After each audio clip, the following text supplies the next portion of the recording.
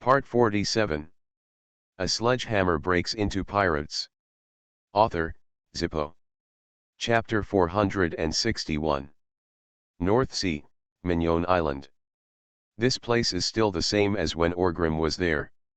Chaos, evil, depravity.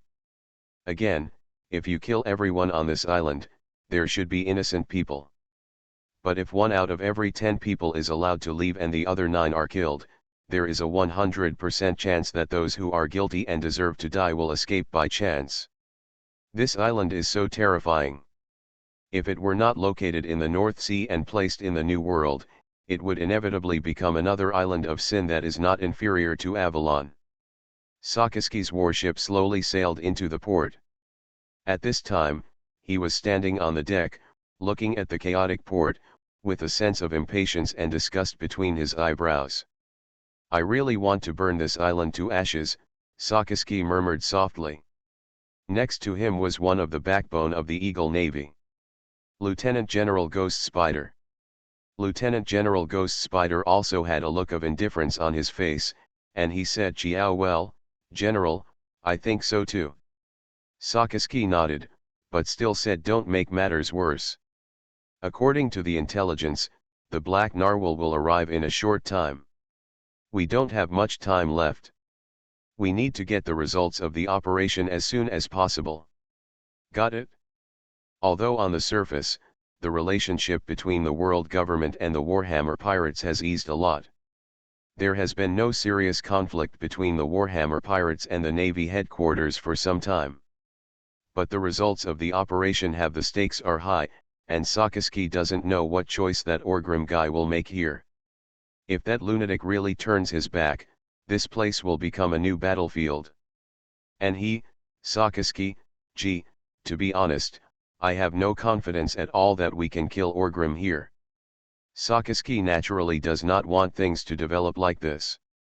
It is best to get the fruits of the operation as soon as possible, and then leave this place of right and wrong quickly. At the same time, in Barreros, the temporary residence of pirates, Rocinante was taking Trafalgar Law and talking to the fallen former admiral about the fruits of the operation.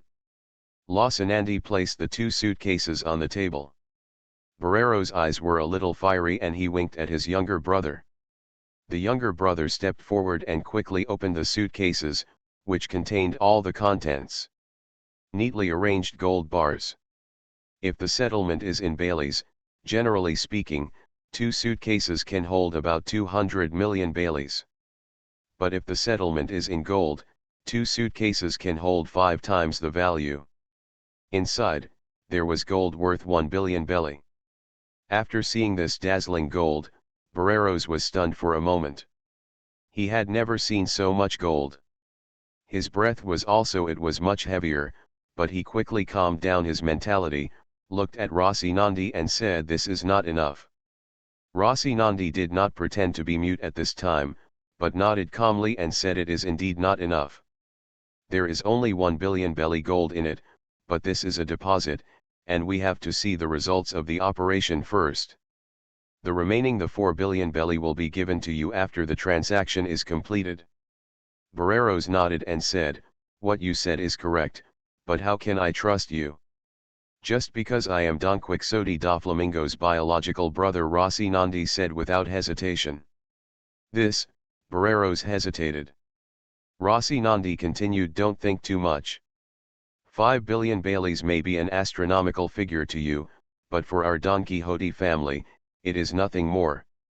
You should know something about the reputation of the Quixote family in the dark world, right? 5 billion Baileys is just a small number for the various businesses we are involved in. To put it bluntly, we don't care at all. 5 billion Baileys or 10 billion Baileys. Compared with this, reputation is more important, and the fruits of surgery are more important. We have no reason to do anything just for a mere 5 billion Baileys. Break your own credibility, otherwise, in the future, there will be sellers like you who have the things we need. How dare you sell things to us?" Barreros felt a little harsh when he heard this. Rocinante's condescending attitude also made him a little unhappy. but he had to admit that what Rosandi said made sense. Compared with the Don Quixote family, which backs the Warhammer pirates and the world government, and takes all things black and white, Barreras is just a nobody worth mentioning. 5 billion Baileys, for me, may be enough money to spend the rest of my life. But for the Don Quixote family, it seems to be just drizzle. He has also been living in Bihai for a while, and Bihai is his hometown. Of course, he also knows how powerful and influential the Don Quixote family is in Bihai. So after a moment of silence, Barreros nodded and said to the boy next to him, "Why are you still standing there? Check the goods for Mr. Rocinante." The boy nodded quickly and picked up the product from the safe behind him. A box was taken out. The box was placed on the negotiation table between the two parties. After opening it, a devil fruit that looked like a heart was right there. The moment he saw this devil fruit, Rocinante was very excited, and Trafalgar Law, who was sitting next to him, also felt very lucky. This is the fruit of the operation. We have not done any manipulation in it. You can confirm it? Barreros said in a deep voice. Rocinante took the surgical fruit in his hand, observed it, and said, "Yes, this is indeed the surgical fruit." Barreras's expression also relaxed a little, and he felt more at ease. He didn't have any devil fruit illustrations. The reason why he could recognize this as a surgical fruit was mainly because of the world government's promotion in the dark world, which has illustrated guide. But I am a country bumpkin after all, and I am afraid that I have made a mistake and 5 billion Baileys have been wasted. Now that Rocinante has personally admitted that this is the result of the operation, he naturally feels at ease. I really can't understand, it's just a devil fruit, but it's worth 5 billion Belly? Barreros said with a smile on his lips.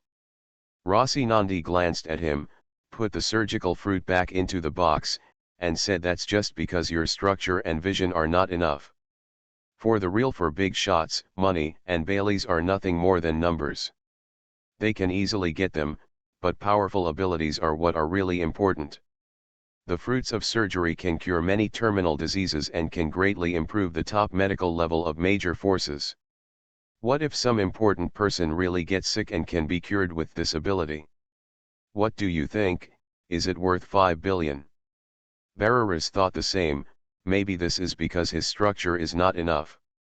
Even if his son Drake is included, the lives of these people under him are not worth 5 billion Baileys.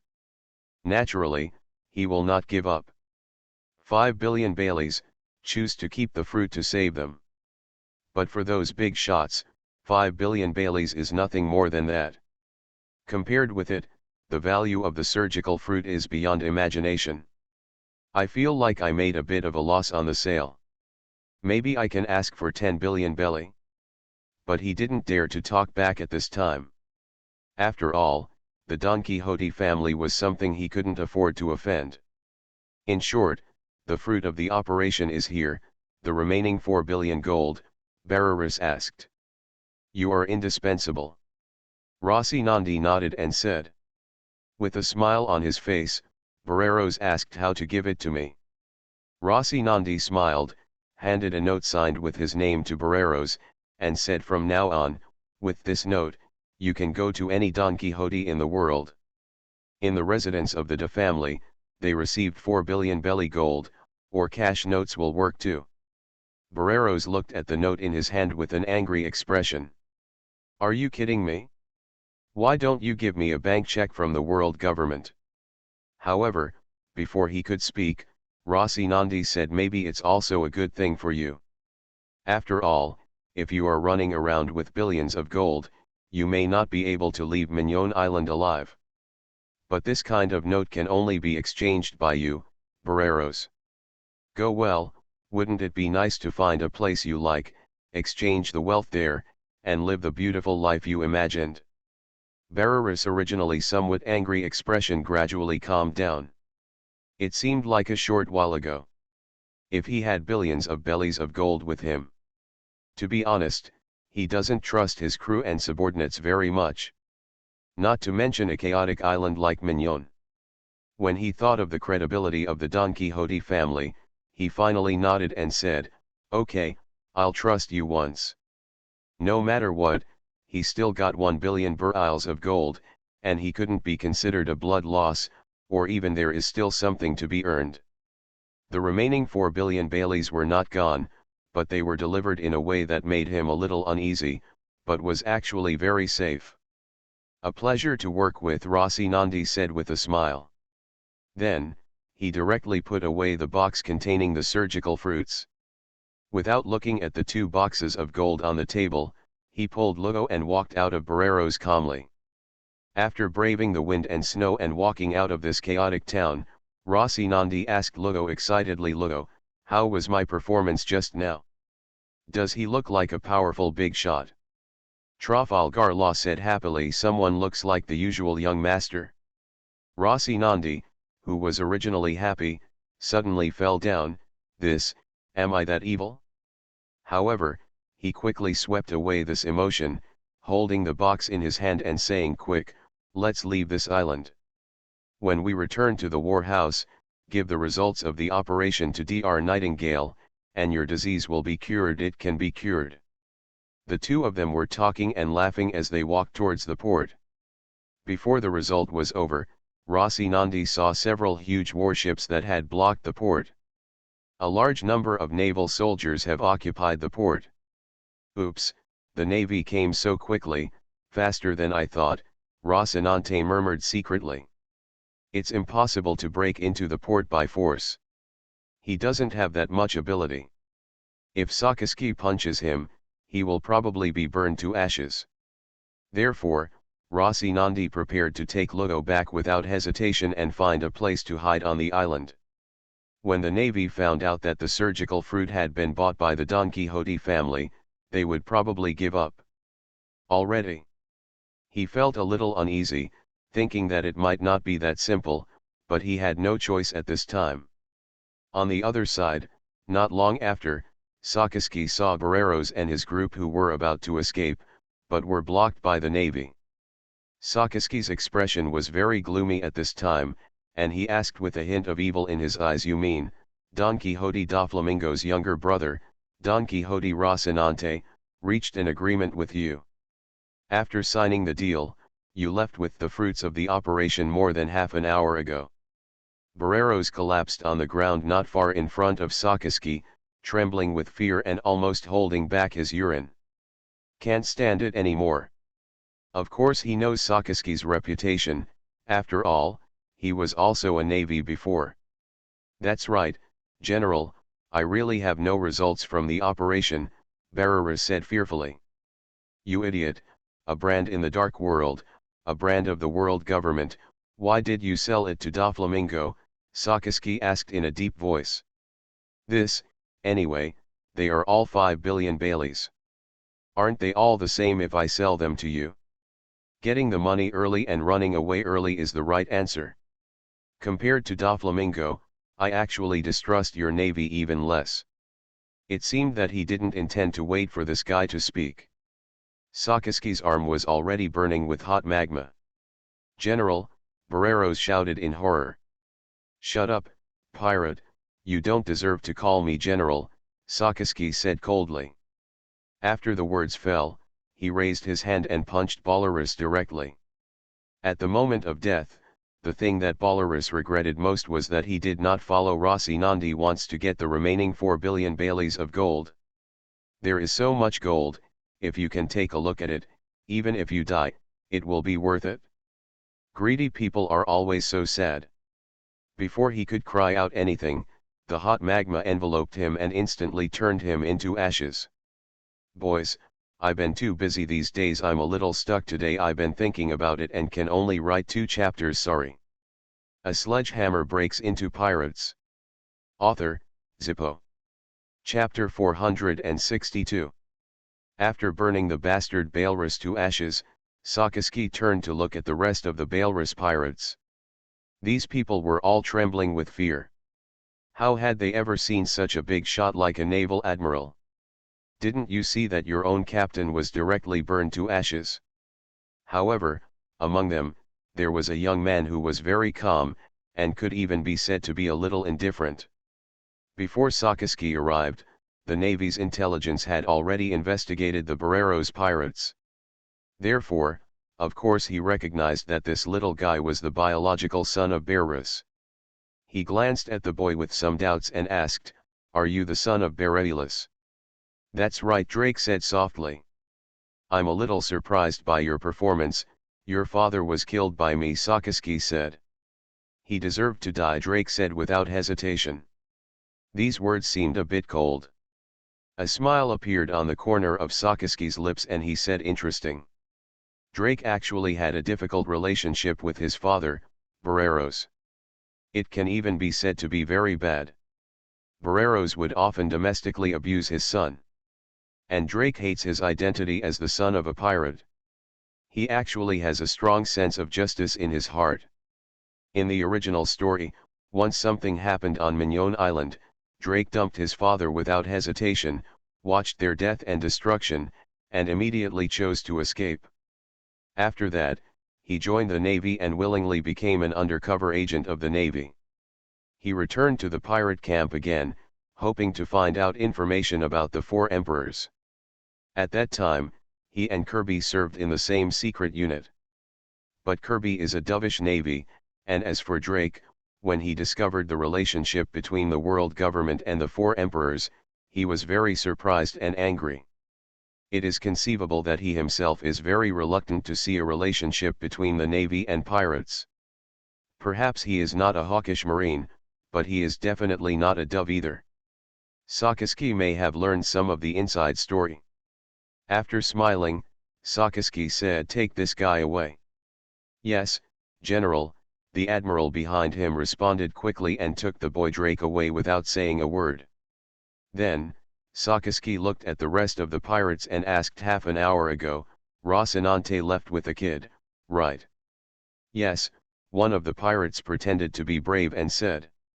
Sakaski thought silently for a while. Half an hour ago, they had blocked the ports. All ports on Mignon Island were under the control of the Navy.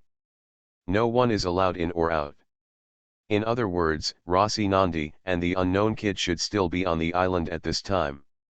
"Gather all the villains at the port," Sakaski ordered. Not long after, a group of people gathered in front of Sakaski. Sakaski's face was very cold. After everyone came, he said nothing. Without saying anything, he raised his hand and punched out, turning dozens of villains into ashes in an instant. The others were so frightened that they looked defeated and kept begging Sakaski to spare their lives. Sakaski stood up after being intimidated. He said, "Shut up, everyone. 2 choices. I give you damn villains 2 choices. The first choice is to turn into ashes under the magma like these bastards. End your life of crime. I will never be merciless in killing bastards like you, so don't take any chances." Sakaski said this first, and after a slight pause, he raised his second finger and continued the second choice, "Don Quixote, Rocinante, and a kid, they are here. This island has not left or even run far away. In their hands, there is something that the world government wants.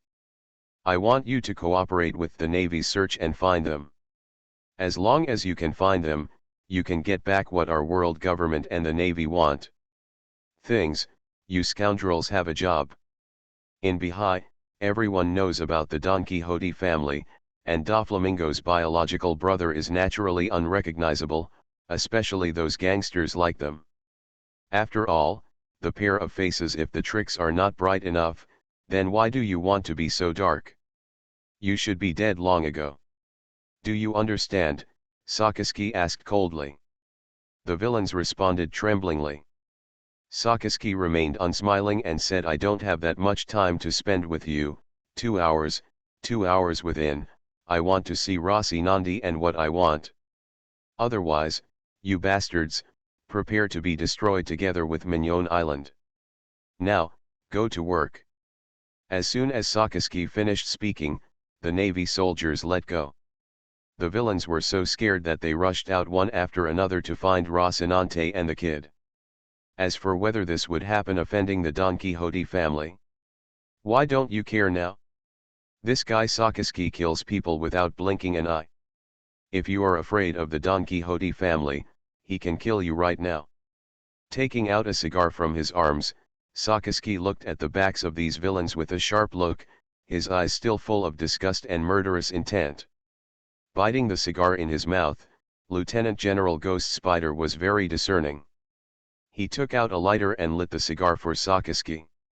"General, if you find Rocinante and the others, do you really want to let these villains go?" Lieutenant General Ghost Spider asked. Sakaski's eyes were cold and he said, "Since when did our Navy start talking about credibility with evil? Are they worthy? There is no doubt that he will kill him after using them. This is Sakaski's plan. I have to say that this guy Sakaski is obviously a naval admiral, but he is completely unscrupulous in doing things. As long as he can annihilate evil, he is even willing to join forces with evil. But later, after completing his goal, he will not hesitate to eliminate the remaining evil." Just like in the original story, Sakaski was willing to condescend to go and talk to the Great Vortex Spider Squad in person. That is taking advantage of Skyard, a fool. In this case, Sakaski has no bottom line at all. He joins forces with the evil, eradicates the evil, and then turns his gun. What's wrong with clearing away the remnants of evil? Orgrim has always felt that if Sakaski didn't have absolute justice in his heart. Otherwise, if someone like him came to fight pirates, it would definitely be very promising. Lieutenant General Ghost Spider smiled and responded cruelly. "Don't let your guard down. Arrange our people to go search with these villains. Then, fleet alert. I have a hunch that this matter may not be so simple." Sakaski slowly exhaled a puff of smoke. Then, he turned to look at the sea behind him and whispered softly, "Orgrim. I didn't wait for 2 hours, probably more than an hour passed." Sakaski got the message. The Navy found traces of Rocinante and the kid, but they hid in the dense forest. The wind and snow are now a bit heavy, making it difficult to hunt them down, so they requested support. After receiving the news, Sakaski straightened the Navy hat on his head and said to Lieutenant General Ghost Spider next to him, "You continue to block the port here, and I will catch those 2 mice come out." "Yes, General." Lieutenant General Ghost Spider responded without hesitation. Soon, Sakaski arrived in front of the windy and snowy forest. A naval colonel was reporting the situation to him. "General, we have sealed off the surrounding area. Behind this dense forest is a cliff. They are trapped inside and cannot escape," the Navy colonel said. Sakaski waved his hand and didn't care so much. For the general officers and generals of the Navy, it is more troublesome to find those 2 little mice. But for top-level officers like Sakaski, for a master, it is not a problem at all. He only needs to determine a general area. After interrupting the naval colonel, Sakaski frowned, and an invisible force spread from him. He came out and quickly enveloped the dense forest. He looked so domineering. In just a moment, the corners of Sakaski's mouth curled up slightly and he said, "Found it." As he finished speaking, a burst of hot breath suddenly erupted from his feet, and his whole body was ejected into the air by a powerful explosion of magma. Then, like a meteor volcano, he fell somewhere in the dense forest. Rocinante was now pulling Ludo and running in the dense forest. But because the snow here is too thick, their speed is also very slow. At this moment, Rocinante suddenly felt something. He raised his head and looked into the sky.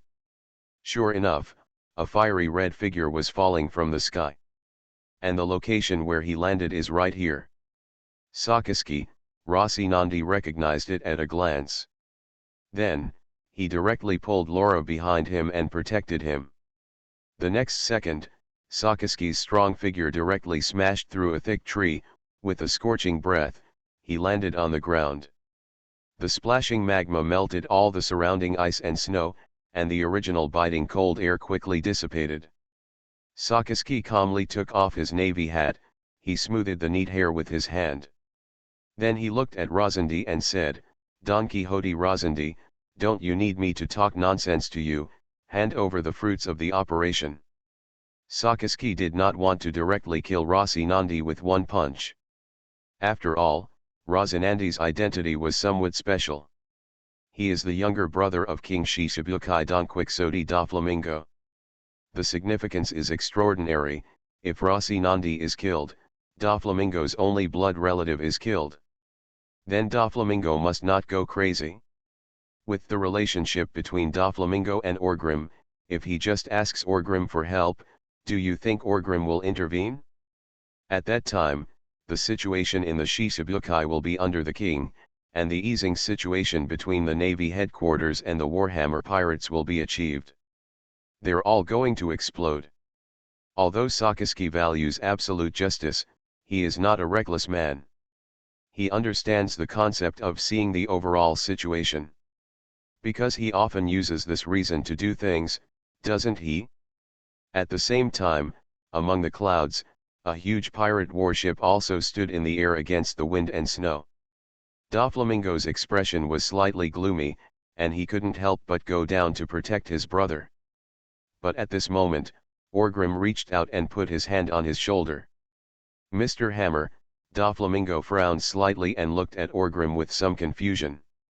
The surgical fruit and my brother are down there, and Sakaski is there. What do you mean? Wait 5 minutes and let me verify whether something is what I think it is.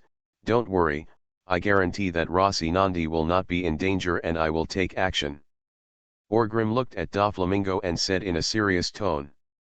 Although Doflamingo was worried, Orgrim reassured him and did not dwell on anything. He nodded and said, okay. But he was also very curious. What did Orgrim want to verify? Is the fruit of the operation true or false? Is this method necessary? You are listening to Novels at Bless Up channel. Wish you happiness and luck. How do you feel about this novel? Please like and leave a comment. A sledgehammer breaks into pirates. Author, Zippo. Chapter 463. Although Sakaski did not intend to kill Rocinante, if this guy was ignorant, there was no problem in teaching him a lesson. So as soon as he finished speaking, hot magma emerged from Sakaski's arm again. Trafalgar Law, an admiral who had never met the navy. At this time, when he saw Sakaski falling from the sky, when he felt the coldness of Sakaski's eyes and the unconcealable murderous intent, he was very panicked and frightened. But at this time, squeezing Rocinante's warm palm made him feel very safe. Maybe, even if I die here, there will be no regrets. Suppressing the fear in his heart, Trafalgar Law wanted to stand in front of Rocinante. If possible, I also want to protect you and protect your light. But Rocinante stopped his movement. He looked at Sakaski and said, General Sakaski, the results of the operation can save this child's life. Only then did Sakaski turn his attention to Trafalgar Law. Before that, he didn't know who the kid was with Rocinante. But now after taking a look, his expression is a bit surprised. Platinum lead disease? Are there any survivors in Provence? Sakaski said in surprise. Are you here to snatch the fruits of the operation because of him? Sakaski looked at Rocinante again and asked. Yes, the destruction of Freefans was a tragedy. As a general, you shouldn't be unclear about what the world government did in this, right? This is what the world government owes him. In the end, let him survive, right? Rocinante said softly. Sakaski's expression was a little complicated. It's true that he is a cold person. He treats evil without mercy. But if you say that he has no humanity, that is definitely wrong. Sakaski also has kindness, otherwise why would he uphold absolute justice?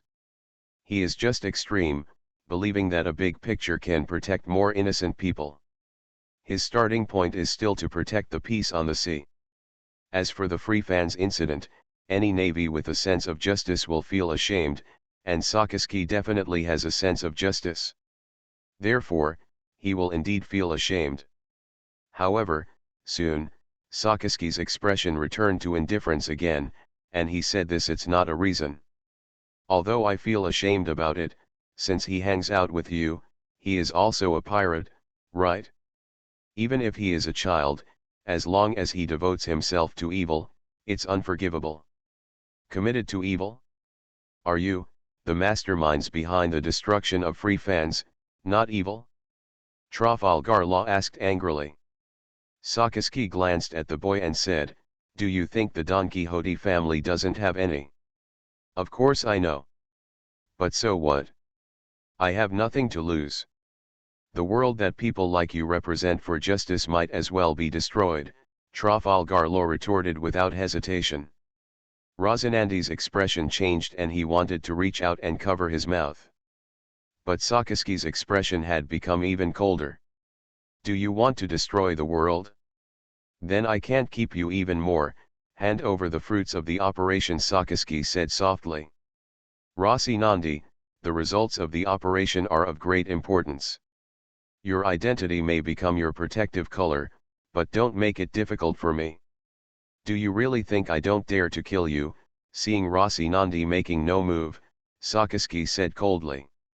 "If I give you the fruits of the operation, will we be let go?" Trafalgar Law couldn't help but ask. Sakaski frowned again, glanced at the boy, and finally said okay. Mr. Corazon, otherwise, Trafalgar Law couldn't help but persuade him. Although he also wanted to live, he wanted to live in a world with Mr. Corazon. If Mr. Corazon is going to die here, then this is the fruit of the operation, so don't forget it. "Sorry, Lugo," Rocinante suddenly said. "Don't be sorry, I was ready to die," Trafalgar Law said with a forced smile. Rocinante shook his head and said, "No, I'm sorry for deceiving you." Trafalgar Law was stunned for a moment and looked at Rocinante with some confusion, not knowing what he was talking about. "I clearly know that what you hate most is the world government and the inactive navy, but, I still cheated on you," Rocinante said with a somewhat ashamed expression. "What's the matter, Mr. Corazon, what are you talking about?" Lugo was a little flustered and asked in confusion. "I'm sorry for deceiving you. In fact, I'm a Marine," Rocinante said with some tangle. After he finished speaking, Sakaski and Trafalgar Law were both stunned. Especially Sakaski, he has no idea what is going on. In fact, only the naval marshal Sengoku knew that Rocinante was a member of the navy. He didn't tell anyone the news. However, Sakaski quickly regained his composure and couldn't help but sneered Rocinante, "Do you think you can let me let you go by saying this?" M.C.01746, Rocinante said suddenly. Sakaski's expression was really stunned this time, and his brows couldn't help but wrinkle. M stands for Navy, C stands for serial number, 01746. Together, these things represent a Navy serial number. This kind of number cannot be hidden. The Navy headquarters will record it. It may require very high authority to check it. Generally, no one will send it, but there is no point in telling such a lie. Lieutenant Colonel Don Quixote Rocinante of the Naval Headquarters, under the orders of the Marshal, secretly sneaked into the Don Quixote family to steal intelligence, codenamed Xiaomiguo, Rocinante said softly. Sakaski suddenly thought of a time when he was in Marshal Waring State's office. Marshal Waring States was distracted and whispered softly, "I wonder if the millet fruit is okay." At that time, Sakaski didn't care about anything, but at this time, the three words millet fruit made him completely believe in Rosinante's identity. Because the rest can be made up, but this one is impossible. Coincide. You, Navy, the murderous intent in Sakaski's eyes subsided. He was very confused. What is going on? Why did the Warring States Marshal let Doflamingo's younger brother become an undercover agent? Why would he appear here again? Yes. The secret arranged by Marshal of the Warring States period. Want Rocinante to take away the fruits of the operation in advance. and then save the last survivor of Provence. This unlucky and pitiful child? Is this considered the Navy's atonement? In an instant, Sakaski thought of many possibilities. Yes, I'm a Marine, Rocinante said softly. Trafalgar Law was also stunned at this time. He didn't know what to believe. But he still did not let go of Rocinante's hand. At this moment, he suddenly understood something. Mr. Corazon is Mr. Corazon. What is his identity and what does it matter? General Sakaski, please save this child, Rocinante begged humbly. Sakaski fell silent, looked at Rocinante seriously and said, Rocinante, is this an order from the Marshal? Rocinante knew that maybe if he nodded at this time, Sakaski could let them go and even pretend that he had never seen them. But this would also bring a stain to the reputation of the warring States Marshal. He did it for Lugo, betrayed the Navy's orders and tasks, he had no regrets, but at this time, he could not say these words that could save his and Lugo's lives. Marshal, I have never owed him anything. No, Rocinante slowly spat out these two words as her heart collapsed. Human beings are always so complicated. They obviously risked their lives to save Lugo, but on this most critical issue, Lugo could not lie. Sakaski also looked at Rocinante with a complicated expression. For a moment just now, he softened his heart. This was a feeling he had never felt before. If it was really the Marshal who was planning this behind the scenes to atone for Friofin's sins, he, Sakaski, is willing to take a step backwards. This time, he will regard it as a mission failure. However, this idiot personally broke this possibility. Even if it's just a casual lie, it's okay. Well, I really don't know what to say to you. If that's the case, why bother telling me your identity? Sakaski shook his head and sighed. Rocinante's fists were clenched tightly, and he didn't know what was wrong with him. Please also be open to the internet. I shoulder all the blame and just let the child and the results of the operation go. I am willing to bear all the consequences, Rocinante said in a deep voice. Sakaski was silent for a while and then said, let him go, whose hands will the fruits of the operation eventually fall into? This, Rocinante could not answer. Is that so? Warhammer pirates, right? I think so. With your status, they are the only ones who can save this kid, Sakaski said softly. Before Rocinante could speak, Sakaski shook his head and said there is no problem in simply letting him go, but the fruits of the operation cannot fall into the hands of pirates, so I'm sorry.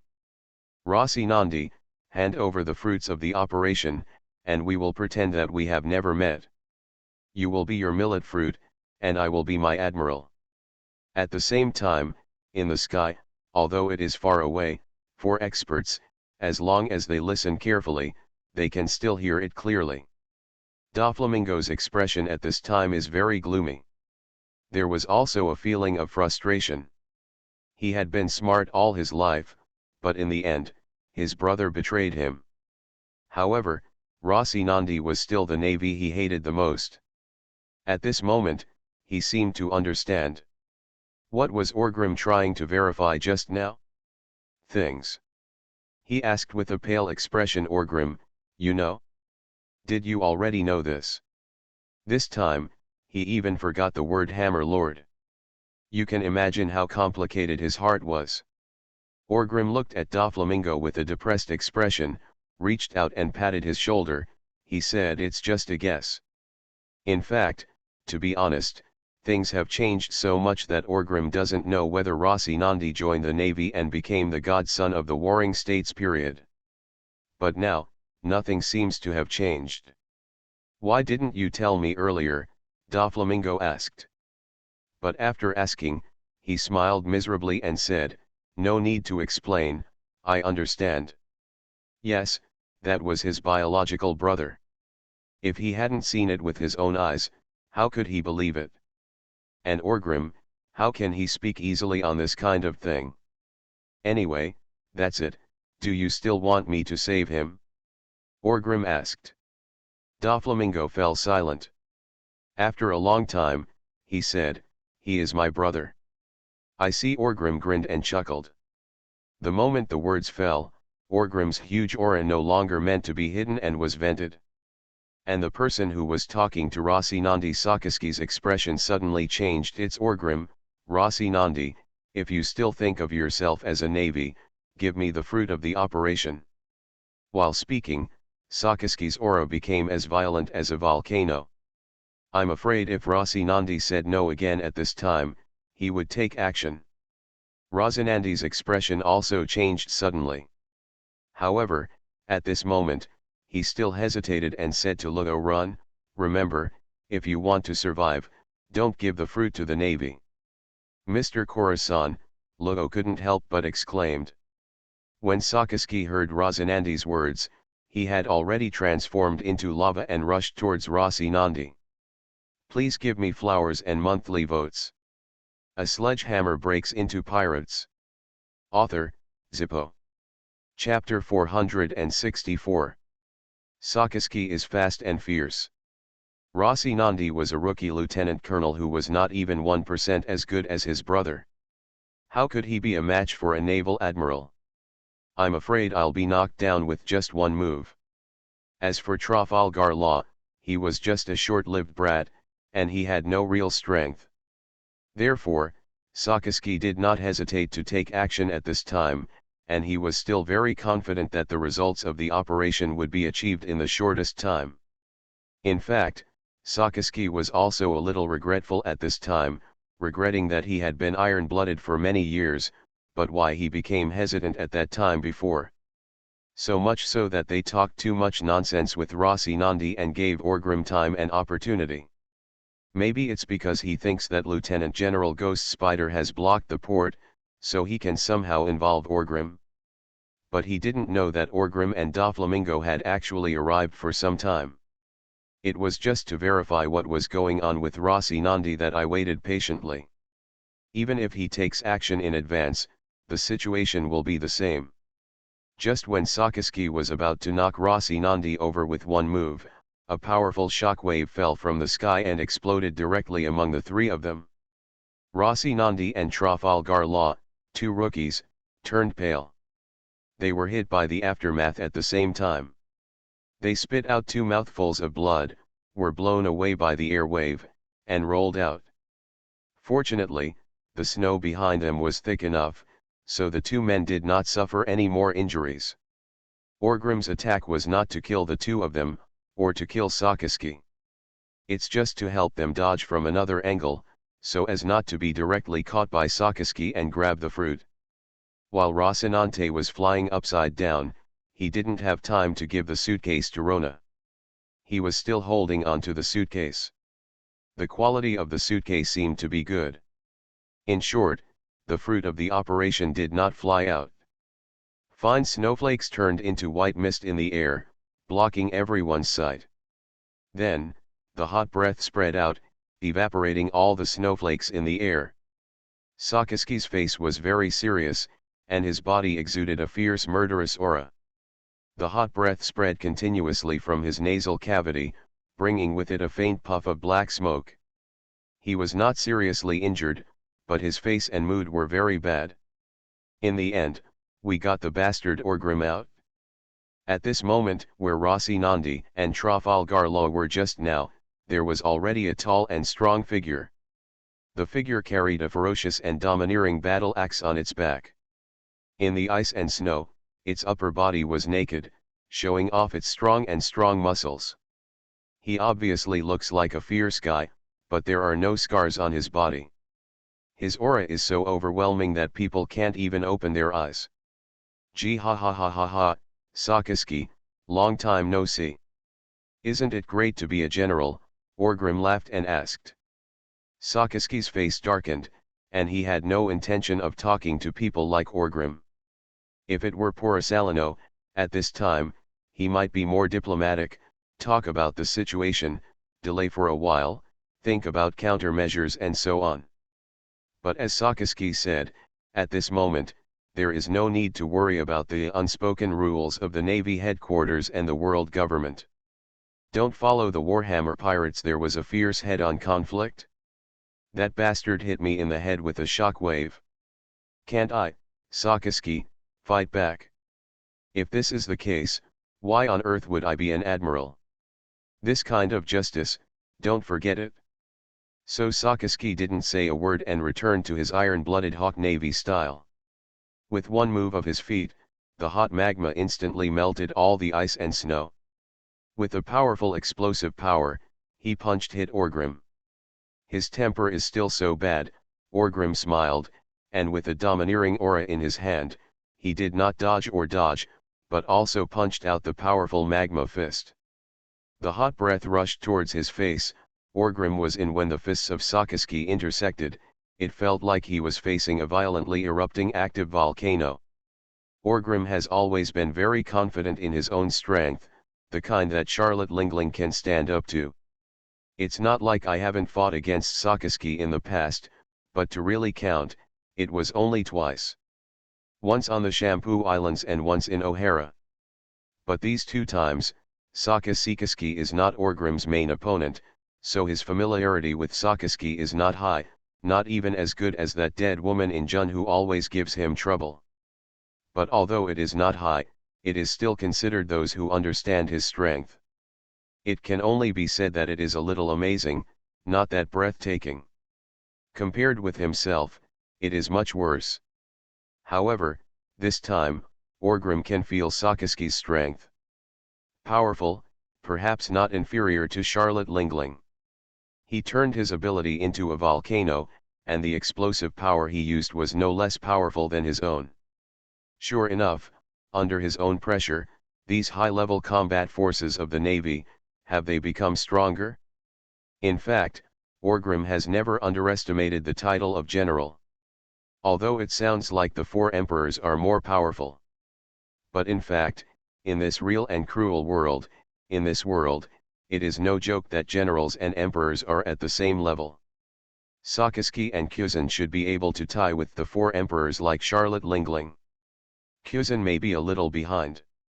It's a bit windy, but losing won't be that easy. The top Yonko, such as Whitebeard, should be able to suppress the general's fighting power. But winning, without the influence of external factors, you don't win after 3 days and 3 nights.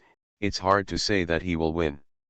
Of course, Whitebeard is now at his peak, and his abilities have also awakened. Orgrim doesn't think that in this world, except for himself or Garp and other veterans, except for the top masters, who in the new generation can beat him at the same time. Even though Sakaski seems to be much better now, if it is Whitebeard, he will probably be beaten. Therefore, Orgrim believes that, there is not a big gap in strength between the generals, and the same is true with the Yonko. To put it simply, perhaps one-on-one, generals like Sakaski and Kuzan may be on par with or slightly worse than the Yonko in one-on-one. The general has no advantage, but in 2-on-1, the Yonko will never win. Among them, bastards like Porosalino are naturally excluded, and of course, Orgrim is also excluded. Both Whitebeard and Sakaski have become so much stronger. Orgrim does not believe that Porosalino will fall behind him. After all, he did a lot to deal with him when he was in Imperial. If Russolino really develops himself in an all-round way, Orgrim thinks that he will definitely be the best among the best. Maybe Charlotte Lingling really can't do what he does. As for himself and Whitebeard, as soon as it gets dark, Orgrim is confident that he can fight 2 Sakaskis and blow them to pieces. As for Whitebeard, once his ability is awakened, he can probably hang Sakaskis up and beat them. It's still daylight now, and although Orgrim is strong, he's not so strong that he can easily defeat the Admiral. Don't mess around with the Navy. The world government's sign of having the highest combat power is a bit too watery. Although the two of them were deadlocked by this attack, they looked like they were wrestling. But it was obvious that Orgrim was more relaxed, because his face was slightly surprised, as if he was surprised that Sakaski's power had become so much stronger. As for Sakaski, this guy had a serious face and didn't dare to be distracted. Make a decision. Hateful, this guy, how could it be so strong? Sakaski asked secretly in his heart. It has been nearly 8 years since he came from O'Hara. Sakaski felt that he had been practicing hard day and night, and his strength had risen to more than one level. Sit down in the position of admiral, holding the card of the world government's highest combat power, he does not feel guilty at all. He can even be said to be very confident. Even when facing the top masters of the older generation of the Navy, he is also the type who dares to stand up to them head-on and is confident that he will not lose. Maybe he will still respect them, but that is just respect for seniority. In terms of strength, Sakaski feels that he has long been on an equal footing with them, even stronger than them, for example, teacher Sci-fi or something.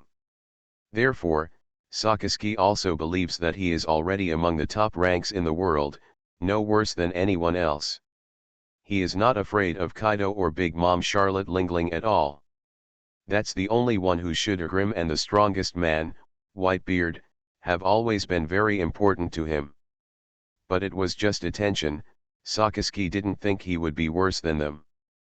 But in this confrontation, Sakaski felt some gaps. Although not much, there was still a gap. Moreover, this is daytime, Orgrim's strength can at least double at night. For top experts like them, this is not a question of 1 + 1, it's the quality that's changing. So Sakaski was shocked. How did this bastard train? How could it be so strong? Gee, ha ha ha ha ha, it really surprises me that you have become so much stronger, Orgrim laughed loudly. The conflict of armed and domineering power between the two people caused the wind and snow to blow around. Rossi Nandi was already struggling to protect Trafalgar Law and retreated a long way back. However, it is not enough. If this is the only power, but it's not enough, Orgrim grinned and said with an evil smile. As his words fell, his explosive power was also highlighted. Sakaski's explosive power is like a roaring volcano. It is indeed very strong. But Orgrim's impact power is not bad at all, right? Before that, Sakaski just used his ability to make up for the gap in physical fitness between the two.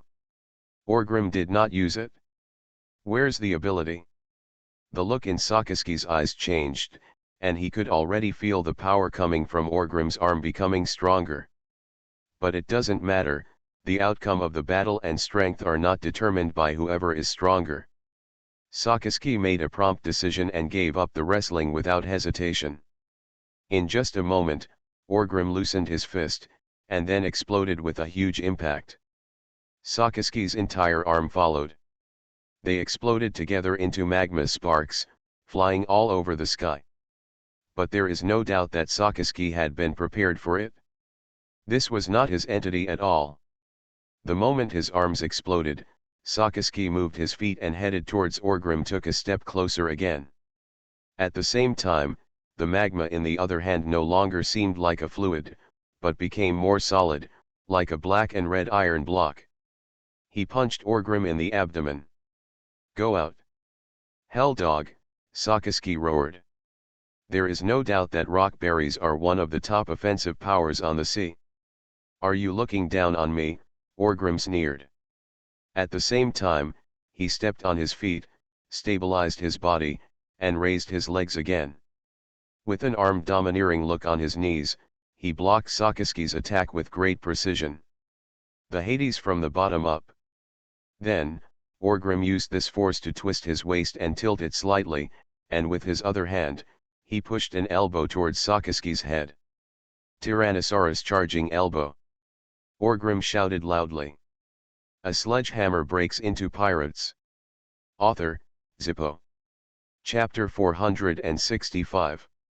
Sakaski seemed to be really stubborn, facing Orgrim's oncoming elbow. He didn't even want to dodge, and the powerful arm domineering energy wrapped around his head, and he directly entered the second stage state. He raised his head back slightly, and with a fierce momentum, he hit Orgrim's elbow with a headbutt. Another armed and domineering counterattack. But this time, Orgrim exploded with the power of impact. Even though Sakaski was prepared for the impact, he was still confused and his mind was briefly empty. Then, the powerful force caused his feet to slip. His figure could no longer hold up any resistance and was knocked away by Orgrim's elbow. After knocking Sakaski away with one blow, Orgrim did not pursue him. Instead, he calmly took off the warhammer he was carrying behind him and carried it in his hand. This made Sakaski, who got up from the ground, feel a little insulted. There is actually a saying in this ocean. Talking about Hosgarot Orgrim holding a warhammer is just to play with you. When he put down the warhammer, the King of Night truly arrived. Yes, although Orgrim is famous all over the world for his warhammer, everyone on the sea thinks that he is more powerful with his bare hands. This is almost a common problem among top players in the ocean. Of course, except for people like Jian Hao. Even Whitebeard, when he really gets ruthless, doesn't he always throw his big sword into the sky to cut through the clouds? At this time, after the two of them fought, not only was he knocked away, but that bastard Orgrim also took out the warhammer from his bare hands. Isn't this just looking down on me, Sakaski? Orgrim ignored Sakaski, but turned to look at Rossi Nandi and said, "You are really surprising." Rossi Nandi knew that his identity had been exposed, so he stopped pretending. "It's come to this, I have nothing to say," Rossi Nandi said in a deep voice. "Huh, if it weren't for your good big brother, I've already knocked your head off with a hammer," Orgrim sneered. Then, he looked at the brat Trafalgar Law. At this time, Trafalgar Law was also staring at Orgrim. Powerful, is Orgrim. The first impression Grim made on him was like this from the moment he appeared on the scene. The admiral, who is known as the most powerful combatant in the navy, seemed to be an enemy under him. After a fight, he was directly defeated. Is he really worthy of being the most ferocious and evil pirate in the world? But for some reason, he clearly saw the Orgrim that he wanted to see so much, but at this time, Trafalgar Law didn't have the same kind of looking forward to it. "Are you the platinum leadsick brat Nightingale was talking about?" Orgrim asked with a grin on his lips and an evil smile. Trafalgar Law was involuntarily shocked by Orgrim's aura and nodded. "For the sake of Nightingale's promise and the fruit of this operation, it doesn't hurt to treat you once," Orgrim said. Trafalgar Law didn't show any change in expression, while Rocinante felt happy and opened his mouth as if he wanted to say something. Originally, he thought that his identity had been exposed. Orgrim and Doflamingo will naturally not let him go, let alone the little guy Lugo. Unexpectedly, Orgrim would show mercy. This has achieved his goal. Now, even if he died, it didn't matter, as long as Lugo could live. However, before Rossi Nandi could say anything, Sakaski rushed up again with rolling lava on his body.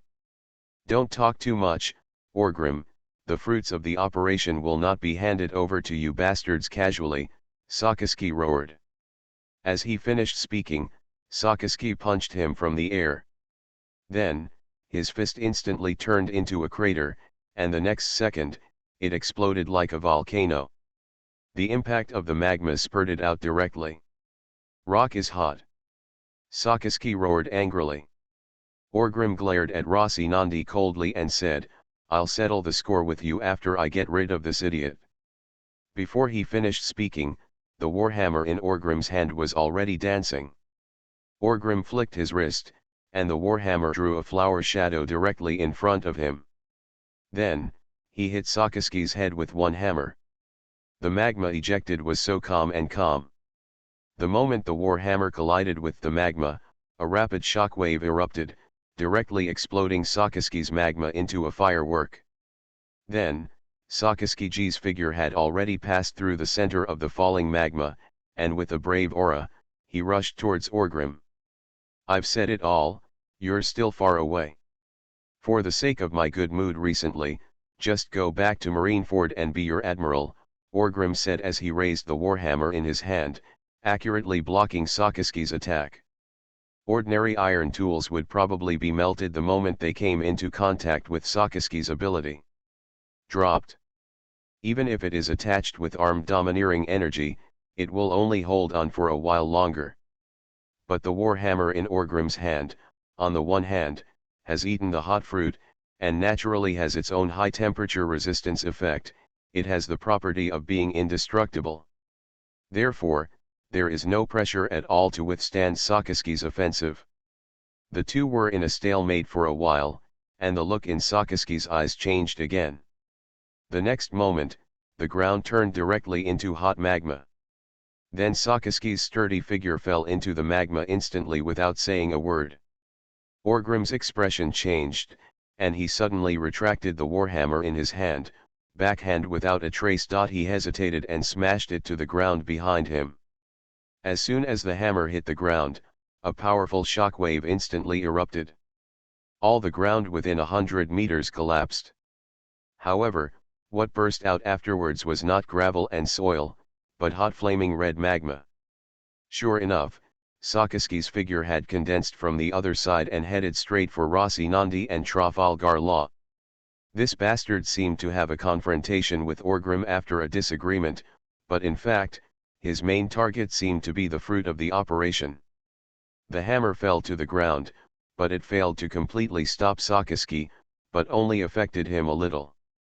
Orgrim's reaction speed was also very fast, with a flash of light in his eyes, and without hesitation, he raised his hand and struck out from the air with his palm. A shockwave erupted at an extremely fast speed. But this shockwave was not directed at Sakaski in the magma.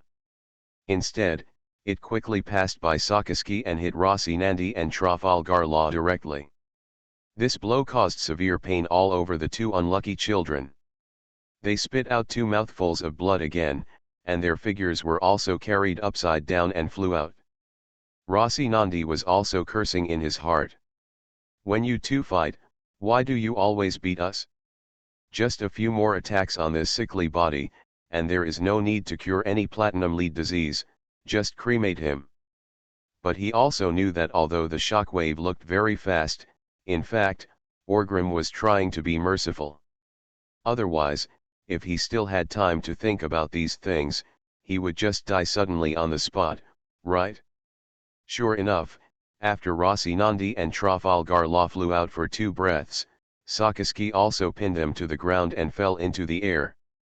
At the same time, a spider web appeared out of thin air in the dense forest, blocking Rossi Nandi and Trafalgar Law. It relied on its flexible strength to catch these 2 guys.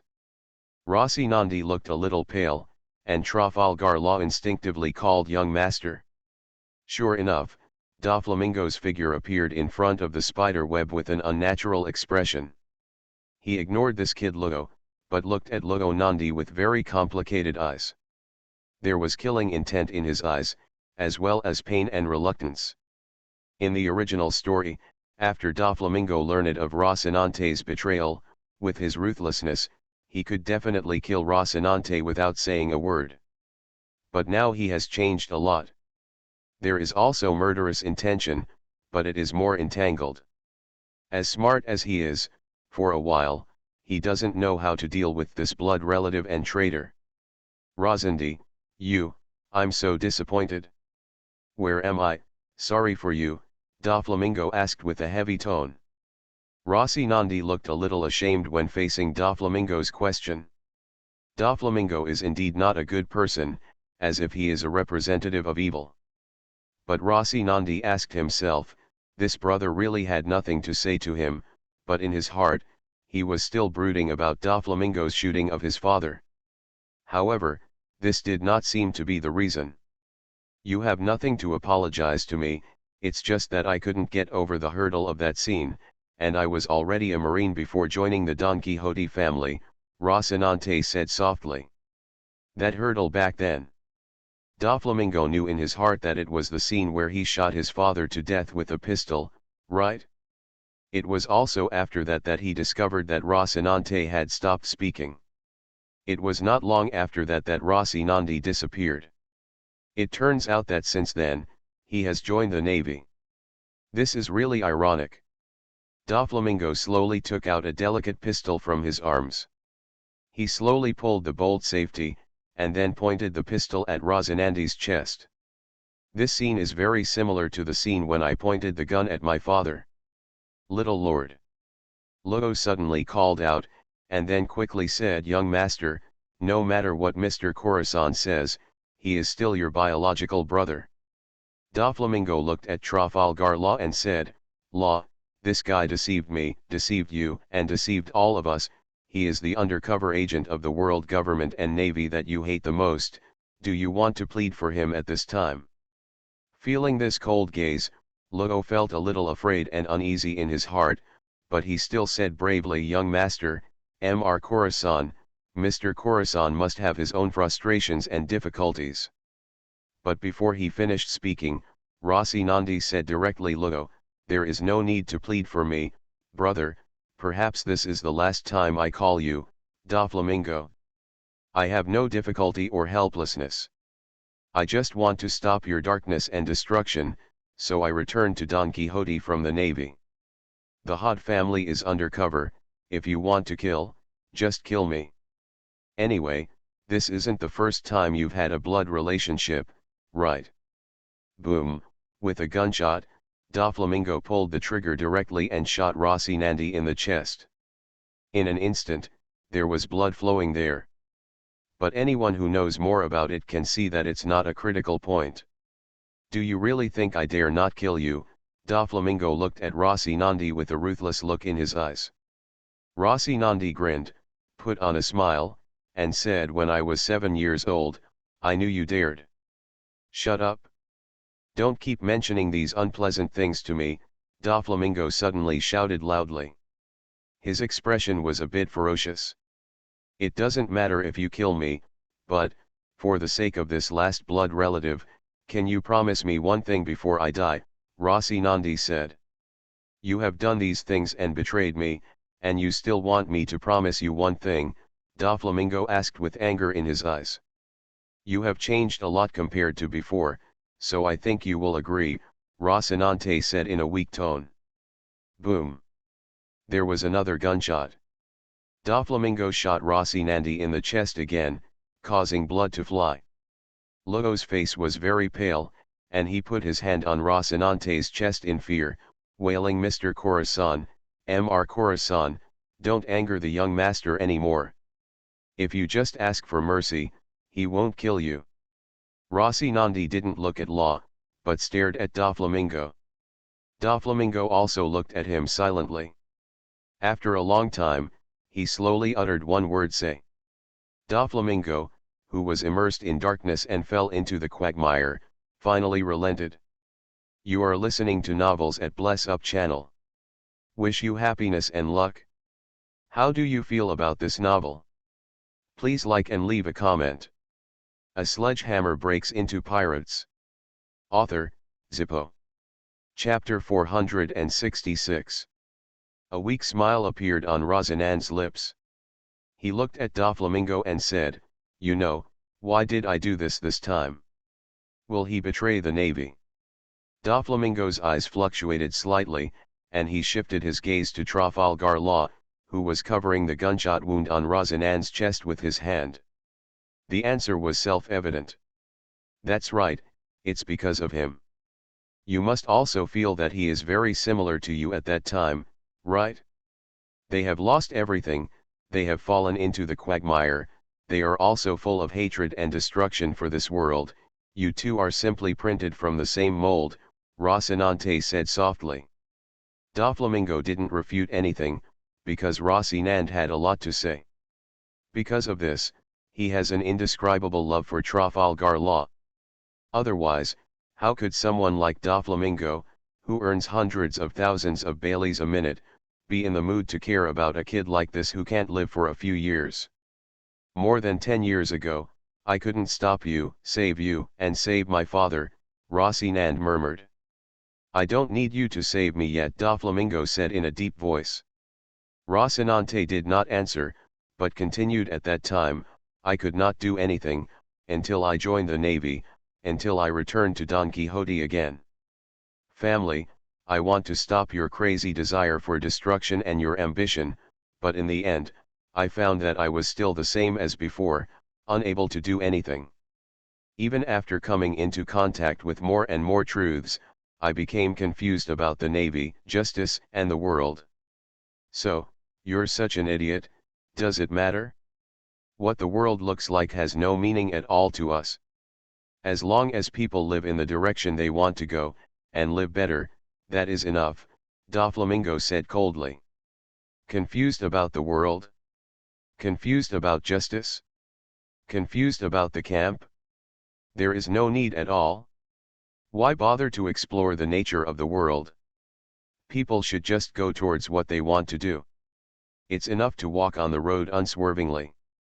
No matter what kind of world it is, as long as you live, as long as you can live better, that's enough.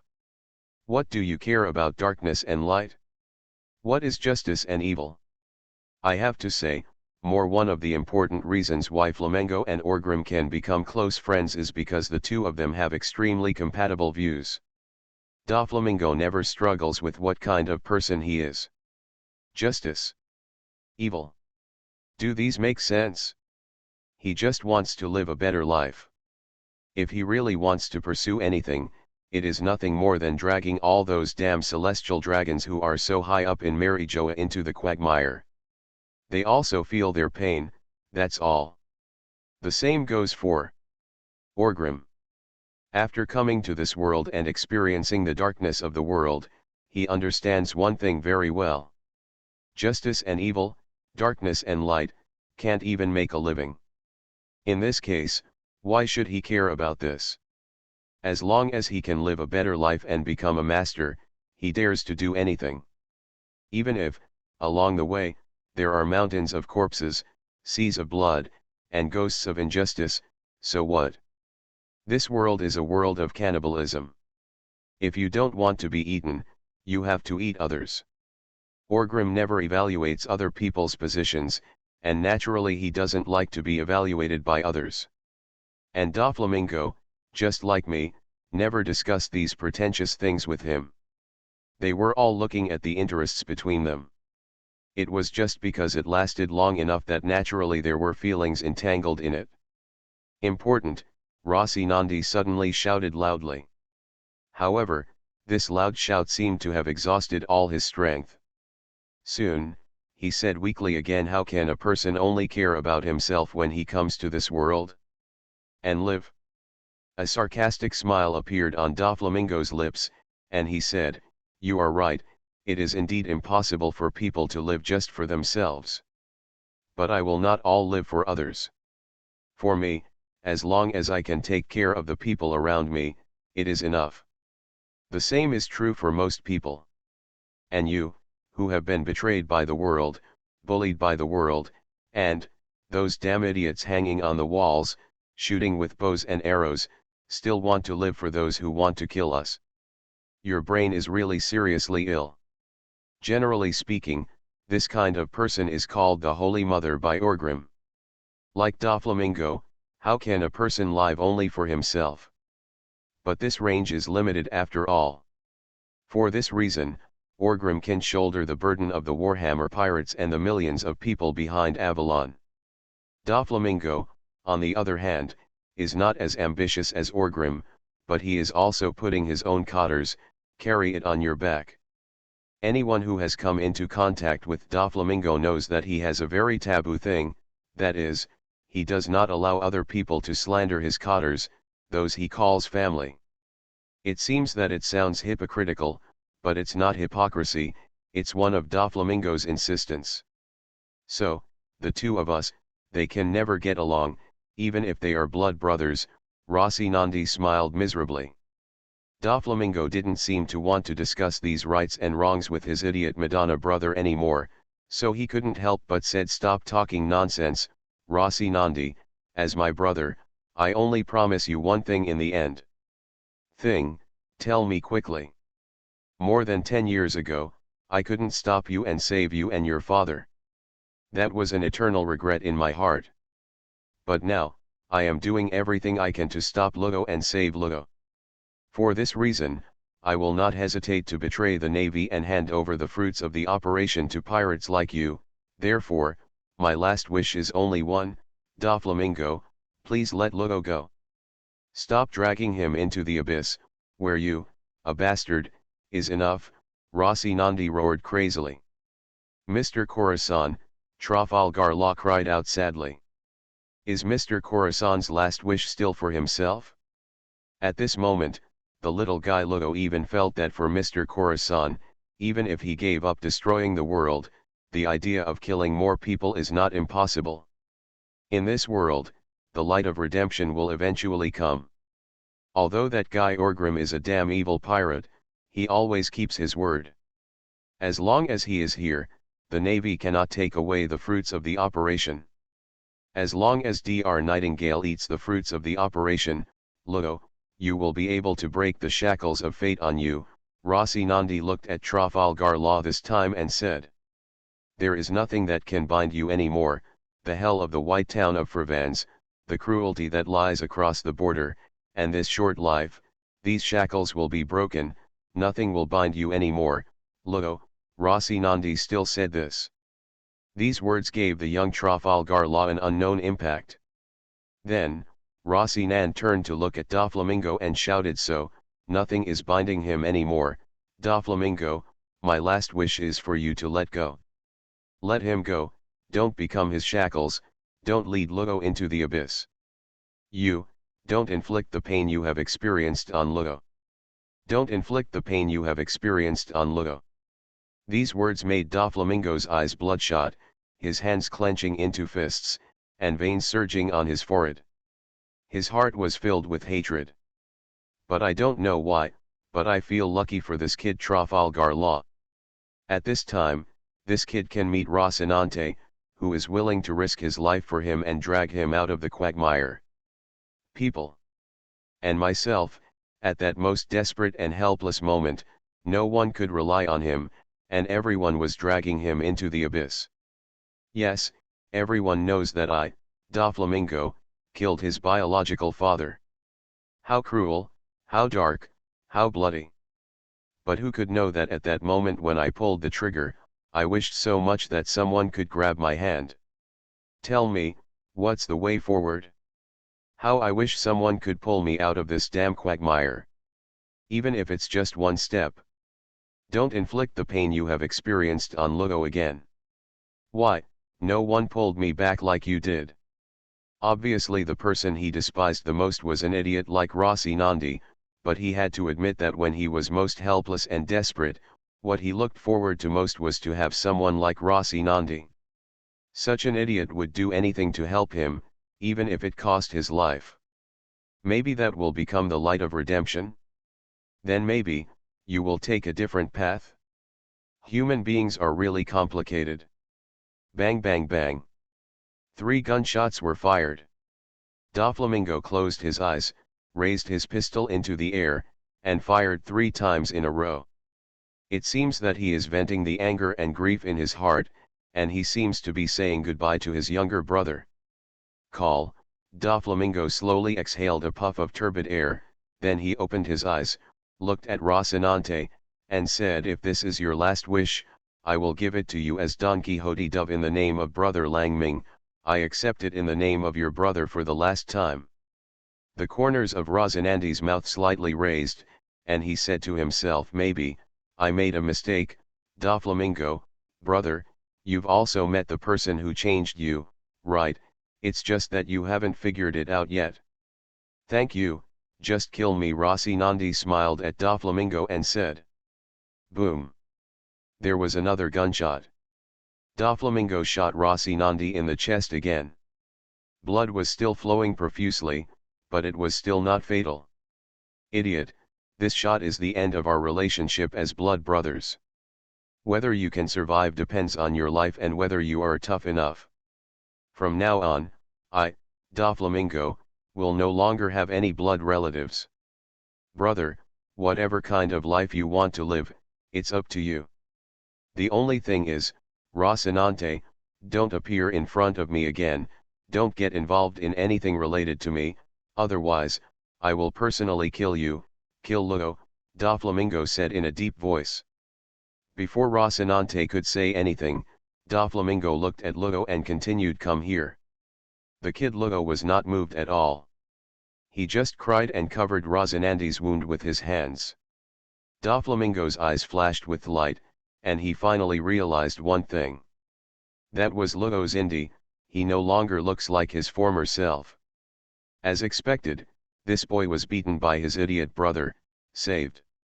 The kid with explosives wrapped around his body and an aura of destruction and madness who wanted to kill more people and make the world feel pain is now kneeling here, crying and trying to prevent someone from dying. This, isn't it salvation? A smile appeared on the corner of Doflamingo's mouth. This smile was so sarcastic and complicated. I don't know, are you having a new life in Xiaoluo, or are you laughing at yourself and still wallowing in the mud? His fingers moved slightly, and the invisible thread pulled Lugo up. He took the suitcase from Naracindi's hand and guided the crying Lugo to his side.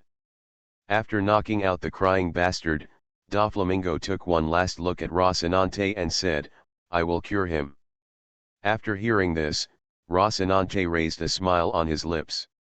Smiling, he slowly closed his eyes. I don't know if he can, survived. A sledgehammer breaks into pirates. Author, Zippo. Chapter 467. Doflamingo's mood was very complicated, and he finally gave up. 3 shots were fired at Rocinante, and all 3 shots hit, but none of them hit the vital part. This did not cause Rocinante to be killed on the spot, so it was regarded as sparing. But Doflamingo didn't know if Rocinante could survive. He was carrying a box containing the surgical fruits. The other hand was holding the little devil named Trafalgar Law. This boy's life has changed. Just as Rocinante said, he is free. Free of his iron and blood border, the short lifespan of life, and himself, they will no longer be bound by him. It's a pity that Doflamingo is obviously a good prospect. However, he finally agreed to Rocinante's last wish. Let all this come to an end. Once this kid's platinum lead disease is cured, drive him away.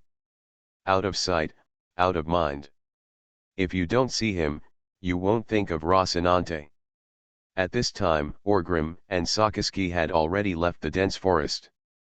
Sakaski really wanted to fight inside and look for opportunities to grab the fruits of the operation. But Orgrim didn't give him this chance at all. He swung the sledgehammer like a dog, which made Sakaski very uncomfortable. This is mainly due to Sakaski's fighting style, which was severely restrained by Orgrim.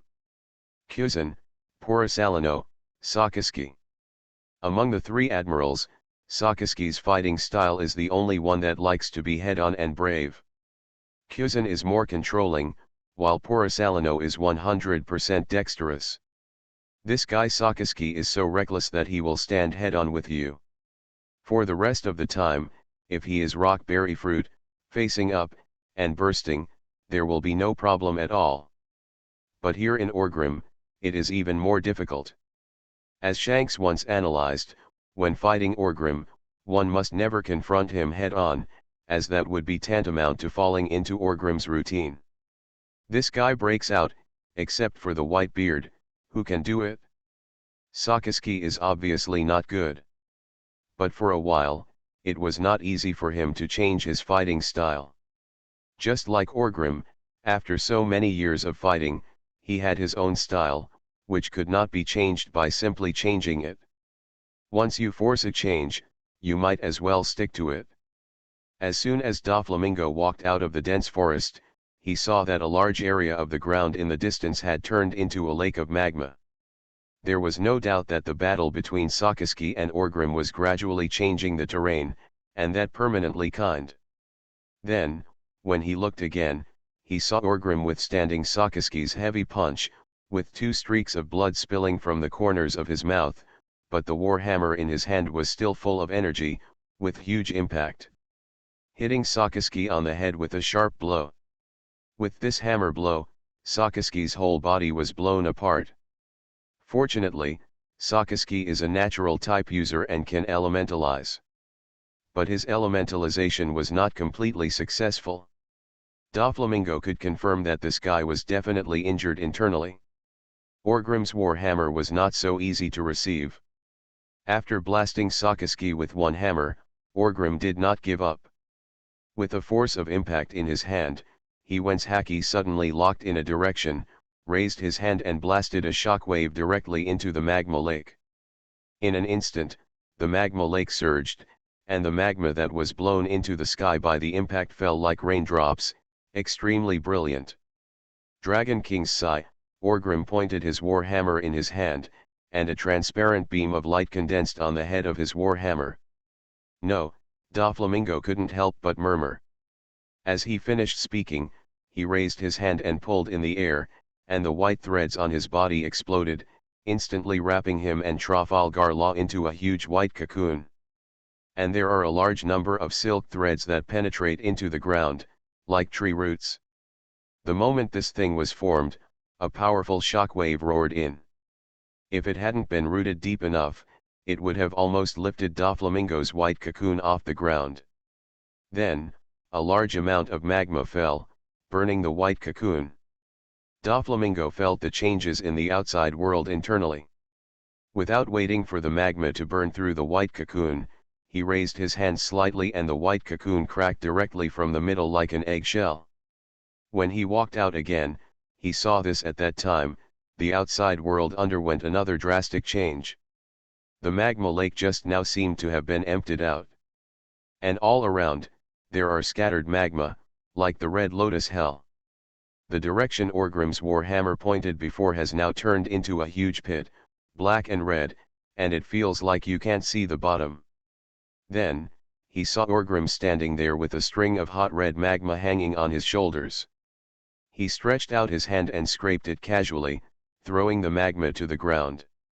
This didn't cause him any special injuries, it was just that his skin was a little red. Before Doflamingo could find Sakaski from this scene, Orgrim swung the warhammer in his hand and shook off the magma stained on it, and the powerful impact condensed again. Doflamingo's expression changed, his feet accelerated, and he rushed to Orgrim's side. The closer he got, the more he could feel Orgrim's surging fighting spirit. I looked up at the sky again, and saw that the sky was getting dark, and night would fall soon. If Orgrim continues to fight like this, and he gets interested and really kills Sakaski here, how will it end? The Navy headquarters and the world government are bound to fall out with the Warhammer pirates. As one of the participants, Doflamingo's King Shishibukai does not have to do anything. The world's situation is about to undergo huge changes again. Not to mention any other losses, just on the surface, Bailey's losses are unknown, and all cooperation projects with the world government must be stopped. This is something that is not good for anyone. Now that the fruits of the operation have been obtained, Master Chui, you better stop being so grumpy. Just when the impact in Orgrim's hand was about to explode, Doflamingo grabbed Orgrim's arm. Mr. Chui, forget it, Mr. Chui, don't do this, Doflamingo persuaded with a somewhat hasty tone. Doflamingo's interruption caused Orgrim to pause slightly. He suddenly turned his head to look at Doflamingo, his eyes with a fierce murderous aura, the fighting spirit in his body that had nowhere to vent, instinctively rushed towards Doflamingo. Just one glance made Doflamingo startled, and a wave of anger emerged from behind. Cold sweat. The strength holding Orgrim in his hand became slightly looser. But it was only for a moment. After this moment passed, Doflamingo also reacted and added more strength to hold Orgrim. Reem stretched his arm and said, the fruits of the operation have been obtained, you don't really want to kill the Admiral here, do you? Don't do it just for temporary pleasure. Orgrim gradually suppressed his fighting spirit, regained his momentum, and said with a smile, I'm sorry, I didn't control it for a moment just now. Mainly because this guy Sakaski is too fond of me. Now when Orgrim fights against others, few people actually confront him the whole time. That is Sakaski and Whitebeard. Back on Butter Island, When they fought against Whitebeard, both of them were willing to fight. Neither of them wanted to show their cowardice first, and they both fell into the bottom of the sea together. This was the end. The fight with Sakaski also made Orgrim feel very relaxed, so at this time, he couldn't hold back his posture. If he really immersed himself in it, if Orgrim couldn't hold back when it got dark, he might really beat Sakaski to death here. Although it was very enjoyable and refreshing. But it also means that all his previous arrangements have been scrapped. The relationship with the world government will intensify the conflict again and become more profound. If he wants to ease it in the future, he will probably be in vain. After all, the world government is not a fool. You, Orgrim, can't just relax if you want to. If you want to kill our generals, just kill our generals, right? Seeing that Orgrim was not really carried away, Doflamingo breathed a sigh of relief and said, "It's not too late for you to withdraw now. The fruits of the operation are already in hand. Let's go." Orgrim he glanced at the box in Doflamingo's hand and the unconscious Trafalgar Law. After all, he didn't ask Rocinante about it. But now that Doflamingo has obtained the item, it means that he should have settled his relationship with Rocinante. For some reason, at this moment, he sympathized with Doflamingo. It seemed that he had gained so much. In fact, blood loss. Okay, let's go. Orgrim nodded. As soon as he finished speaking, Doflamingo raised his hand and grabbed it in the air. As if something was pulling him, he flew up. Orgrim exerted force under his feet. It didn't feel as light as Doflamingo, and it exploded like a cannonball. After the two of them left, about 3 or 5 breaths later, the ground suddenly cracked open, covered with lava, and the corners of the mouth were filled with tears. With bloodstains and a bleeding nose, Sakaski came out from underneath. As soon as he came out, his head turned around, as if he was searching for Orgrim. Orgrim just blew him up with a hammer, then there was a direct shockwave, which blew up the entire magma lake. Sakaski was just carried away to the depths of the island. After he endured the pain on his body and the injuries in his internal organs, he regrouped and rushed out again. At that time, I found that the Orgrim people were gone. Hateful, Sakaski cursed. He knew that the fact that Orgrim was gone now meant that he had achieved his goal. What purpose? Do you still need to ask? The fruit of the operation was snatched away by them. Covering his chest, Sakaski's face looked a little painful, but soon, he slowed down and walked into a messy dense forest with solid steps. Not long after, he saw a miserable figure lying in the snow, surrounded by blood and water marks. "Rosandi," Sakaski murmured softly. There was a ruthless look in his eyes, and the magma in his hand condensed again.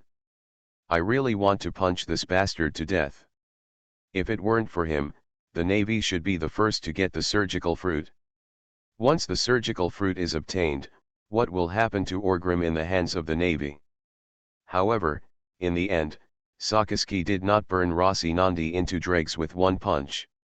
He stepped forward and stretched out his hand to feel Rocinante's breath.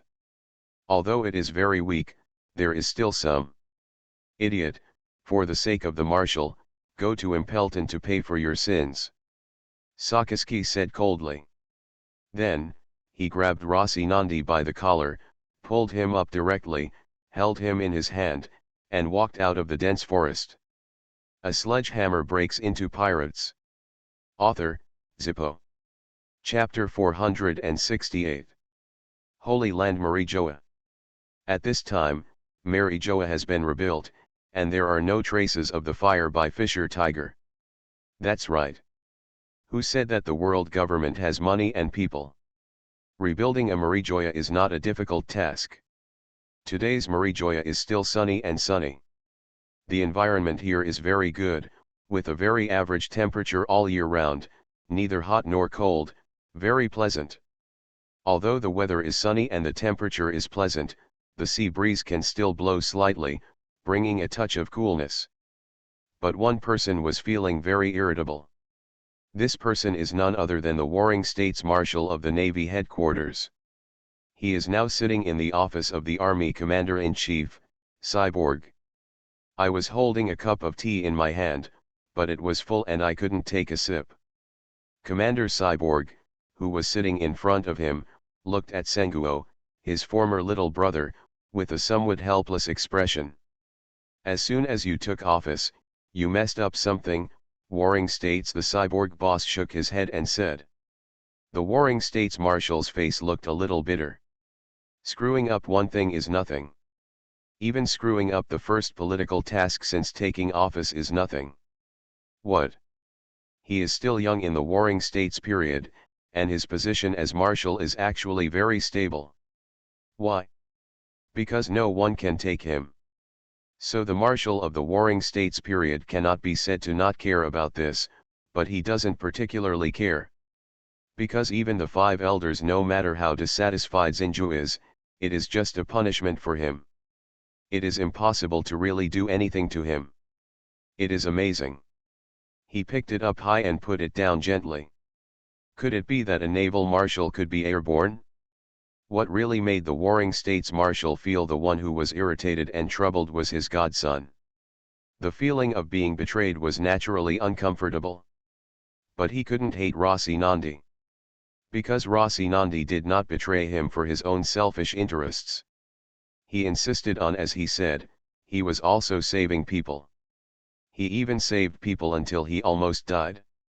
When Sakazuki brought him back, he only had half a breath left. Looking at the miserable Rossi Nandi, Sengoku even felt in his heart, I feel very distressed. This kind of mentality can only be said to be resentful.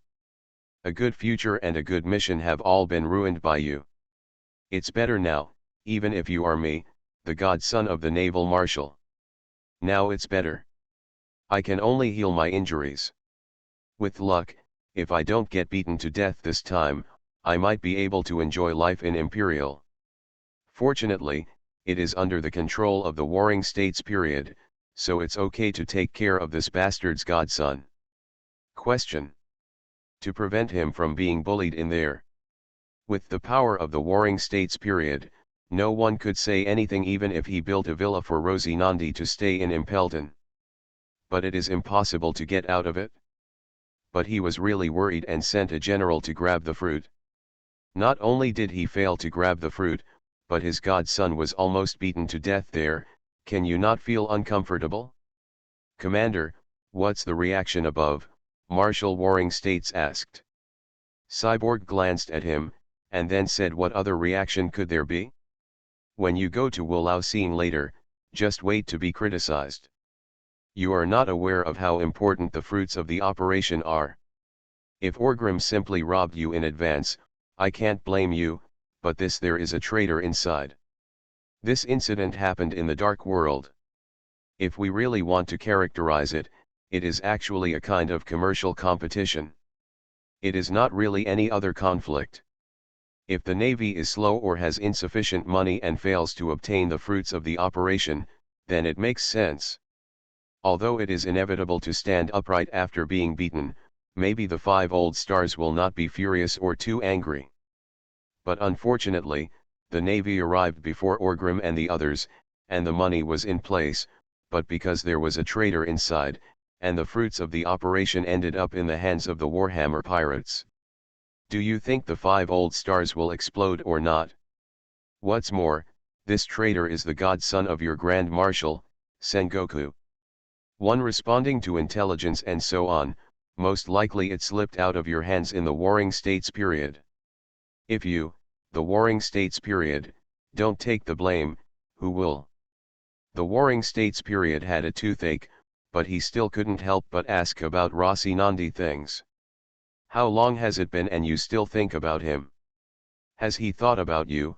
Commander Cyborg rebuked with some annoyance. Warring States is good at everything, but occasionally, he will be fettered by emotions. This is a bad factor for the Marshal of the Navy. But as a human being, however, it made the people around him feel at ease. They didn't have to worry about when Warring States would shoot them to death. Marshal Warring States looked a little ugly, but he couldn't help but said he just. Okay, I don't want to hear this nonsense from you. Rosinandi's affairs are none of my business, Commander Cyborg said with some annoyance. But after he finished speaking, seeing the bitter look on Senguo's face, he felt a little unbearable. This old boy has dedicated his life to the Navy, upholding justice, and has no children or wife. Rosinandi can be considered a psychological comfort for him in this regard. Now that Rosinandi has done these things, in the end, isn't it that his old father will come out to wash the floor? It's also difficult. What's the point of criticizing him again? Thinking of this, Commander Cyborg softened slightly and said, I will help you mediate, and, okay. If Luonandi caused such a big thing, for an ordinary person, it would be enough to die 10,000 times. Wulaoxing did not crush him to ashes, all because of the face of warring states, his godfather. But after all, Rosinandi's identity is still very special. After all, he is still a guy with the blood of Tianlong in his body. At this point, even if he is killed, it will be of no use. Can we still get the fruits of the operation back? It just makes Sengoku, the naval marshal, more uncomfortable, and may even affect Marie-Joyeuse Tianlong people's emotions. If a boss like Cyborg comes forward and says a few nice words, he might be able to keep Rocinante alive. His life. Warring states also knew that it was very meaningful for this old leader to come forward to help him in this situation. So he did not force anything, and nodded gratefully and said, "Thank you, Brother Cyborg." "Oh, you guy, you are really, have you figured out how to explain it to Wulaoxing?" Commander Cyborg asked. Warring States smiled helplessly and said, "You have to stand upright when you are beaten. When things have come to this point, I have an unshirkable responsibility, so of course I have to accept the punishment obediently. Things in the future must be done well and beautifully. During the Warring States period, you don't need me to teach you about this, right? These are all the simplest principles," Commander Cyborg said. Clear Marshal Warring States nodded. Finally, some of the shackles on the Navy's neck were untied, and they were about to be tightened a little tighter. Warring States felt very guilty. "Okay, I've told you what needs to be said. Go up there and drink the tea. When you get there, don't even think about drinking tea today." Commander Cyborg nodded and said to Warring States. General Warring States smiled stiffly, lowered his head and drank the teacup in his hand. After nodding to Big Brother Cyborg, Warring States stood up and opened the door. He walked out. He went up another floor and arrived just in front of Wulaoxing's office. It wasn't the first time he came here, and it wasn't the first time he came here to be criticized. However, Warring States always felt a little hesitant this time. Thinking about it carefully, yes, there used to be a big brother like Cyborg who was the marshal and was holding the line. Now, he is the marshal himself and has to face all this on his own. "It's not easy to be a marshal," Warring States murmured. Still straightening his expression, he stretched out his hand and knocked on the door gently. "Come in," Wulaoxing responded inside. Warring States opened the door and walked in. He found that at this time, the 5 old stars were sitting on the sofa and in front of their desks, not working. On the contrary, the bald king was holding a phone in his hand. "Zhong, what are you talking about?" to the people on the other side of the phone. The 5 old stars first glanced at Warring States. They didn't ask him to sit down and talk as usual. They didn't even pay attention to Warring States. At this time, I knew that I was here to be beaten and stood at attention. I didn't feel any aggrieved. I stood at the door in a polite manner, as if I knew I was wrong and accepted the punishment. This attitude made the 5 old stars so the bad mood has improved a little. If nothing else, the fact that you knew you were wrong and did not come in to make excuses or anything means that there is still hope for help. As the Warring States period guessed, in fact, the 5 old stars did not intend to really what to do with him. Is it possible to fire him? Sengoku's ability is still very strong. As soon as he came to power, the king's Shichibukai plan has made great progress. Red-haired Shanks' side is also pretty good. The navy has been doing very well. This time, it just poked a hole. But who can make mistakes without being a sage? He withdrew his gaze towards the warring states period. The bald king looked at the phone bug. He continued, Orgrim, is there really no need to discuss this matter? I'm not afraid to sue either you, the fruit of the operation, are extremely important to us. You should understand what it means. You have set the price. Nothing is non-negotiable on our side. The fruit of the operation represents eternal life. Who is not moved? Now, there is no need to mention Lord Im. Apart from him, who in the current world government is the most qualified to obtain eternal life? There is no doubt that it is their 5 old stars. In terms of power, they are the highest power controllers in the world government. In terms of identity, they are also celestial dragons, or the highest ranking celestial dragons. Once the fruits of the operation are in their hands, although it is not determined who will enjoy this eternal life, but after all, it is on their plate, with a 1/5 chance. But if it falls into the hands of Orgrim, there will really be no hair left. No matter what, it will not be their turn to live forever. What's more, this also represents a very unacceptable future phenomenon. That is, the bastard Orgrim gain the power of immortality by relying on the fruit of the operation. Then you can wait. Now he is almost immortal and you can't even kill him. Just hope that this guy will die naturally when he gets old and frail. As a result, he received eternal life again. Wouldn't that make him a devil? Therefore, for their own immortality and to prevent Orgrim from evolving into an immortal demon king, the 5 old stars are really willing to talk about anything. As long as you make an offer, we can discuss it. Marshal Sengoku's expression was slightly surprised. He had known for a long time that the world government had something to do with that bastard Orgrim. But this is the first time I've seen it. I didn't expect it. Do the 5 old stars always use this equal tone when talking to him? Before the warring states marshal could think anything more, Orgrim's voice came from the phone bug. Gee, ha ha ha ha ha ha, this matter is really not negotiable. You should give up on this idea. One person's eternal life is meaningless. On the contrary, it may separate your 5-in-1 status quo, and affect the stability of the top levels of the world government. I am also doing this for your own good, Orgrim laughed and said. If you put it this way, then one person's immortality would not be of any benefit to your Warhammer pirates, right? You and Doflamingo got the fruits of the operation together. How did you share it with him? The bald king said in a deep voice. Don't think I'm so vulgar, okay? Who said that I am going to use the fruits of surgery to obtain eternal life? Orgrim said with a smile. Isn't this what you're doing? The bald king asked in surprise. You may not believe it, but let me tell you this. From the beginning, I, Orgrim, had no intention of using this ability to gain immortality.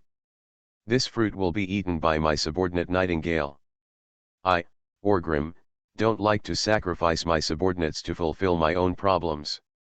In short, I have other uses for the fruits of the operation, Orgrim said with a smile.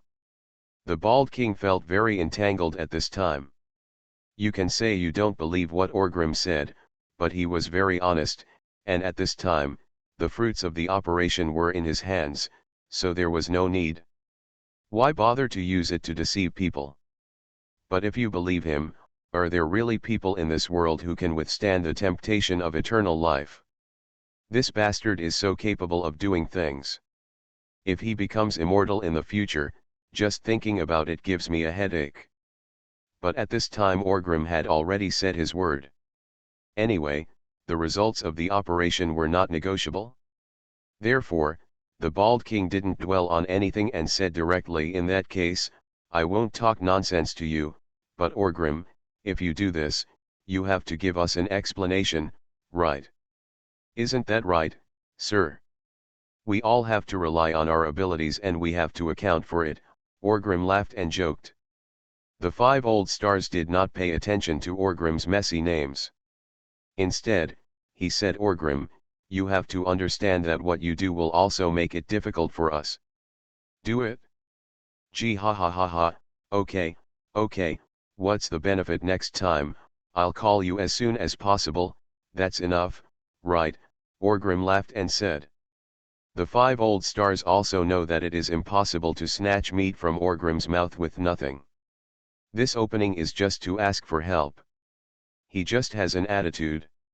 It seems that Orgrim is quite sensible and gave an attitude.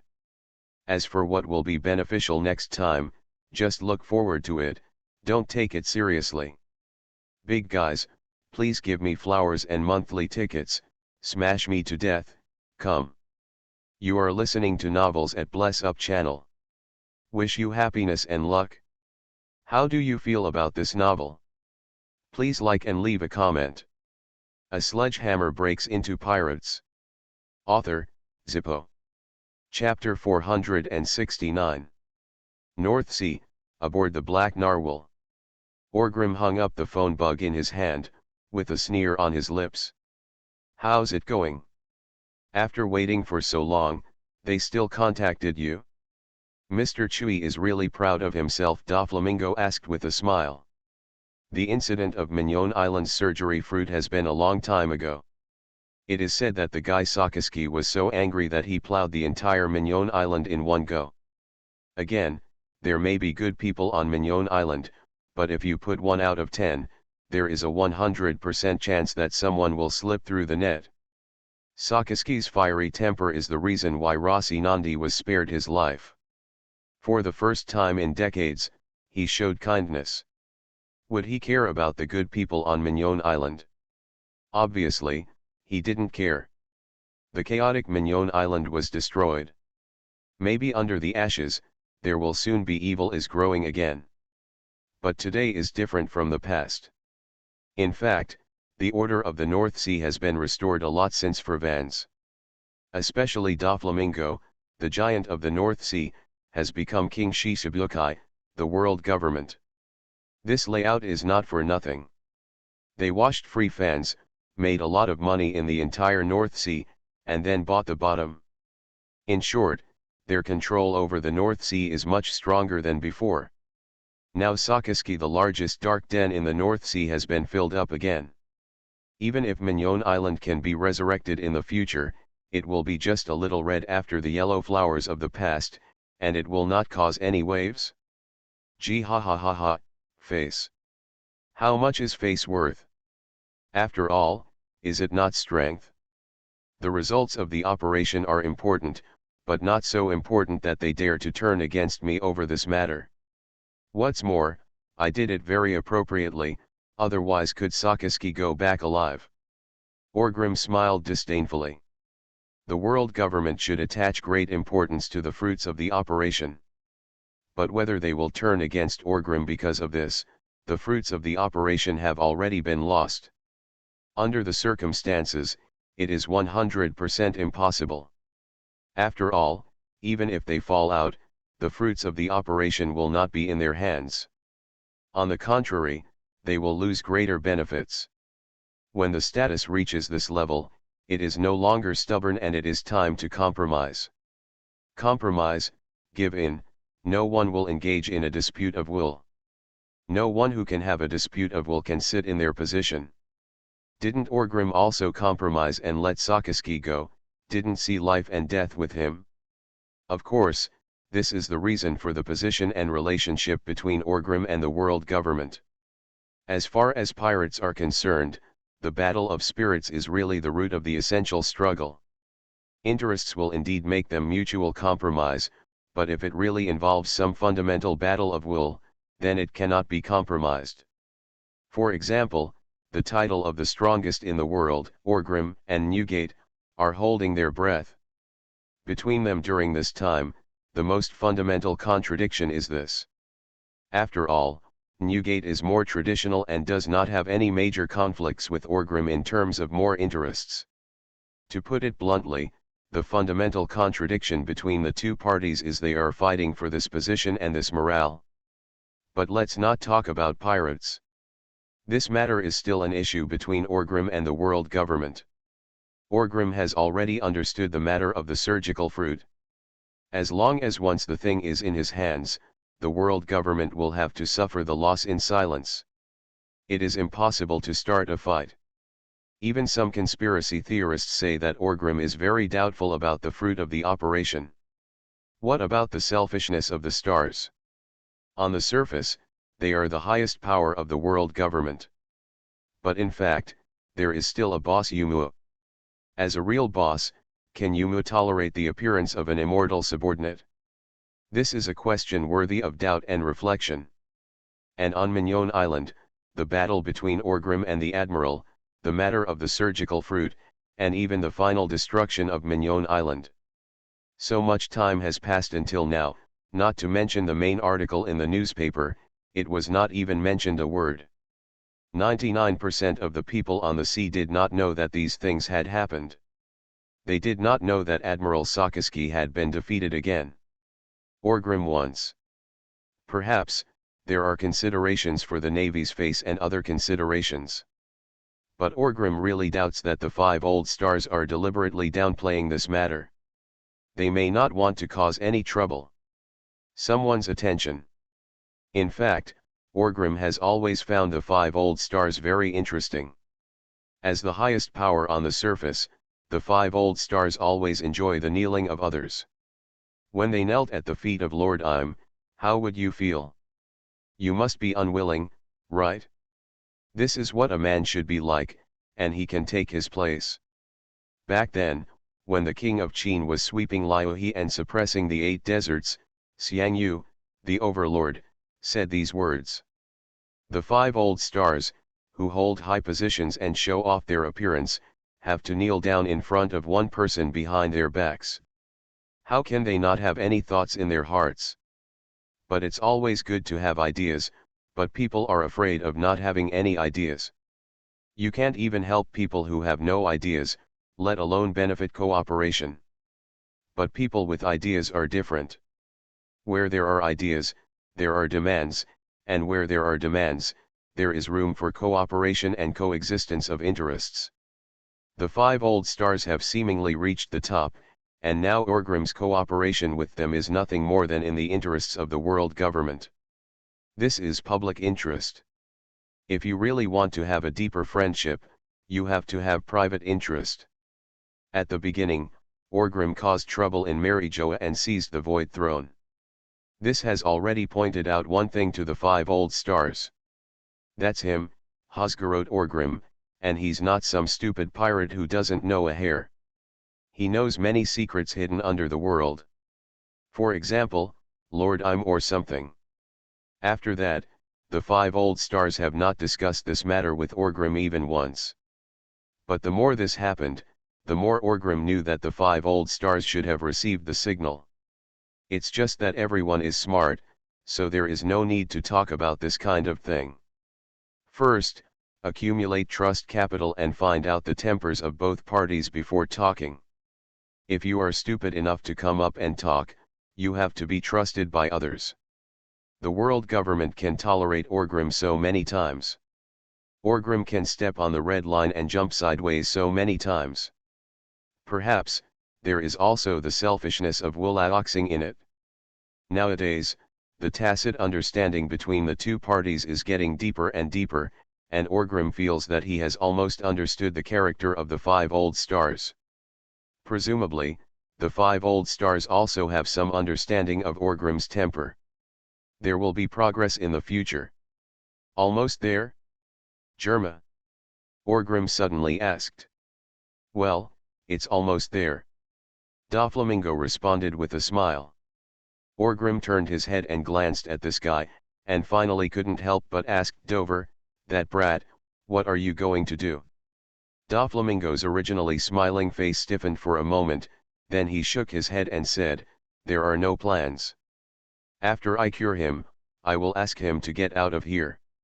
Whatever he does in the future will be fine. Don't appear in front of me again. Trafalgar Law, he's free. You should no longer be a constraint to him. This is Doflamingo's inner choice, and perhaps it is also a way to make up for his regrets. Of course, this is Doflamingo's final promise to his unlucky brother. He is not prepared to go back on his word. Yeah? Orgrim smacked his lips. He was actually quite sorry. Trafalgar Law, if he really trains him well, he should be a good talent in the future. After all, this kid can grow wildly on his own. To Supernova, I even worked as the king of the Shishibukai for a period of time. Talented people are very good.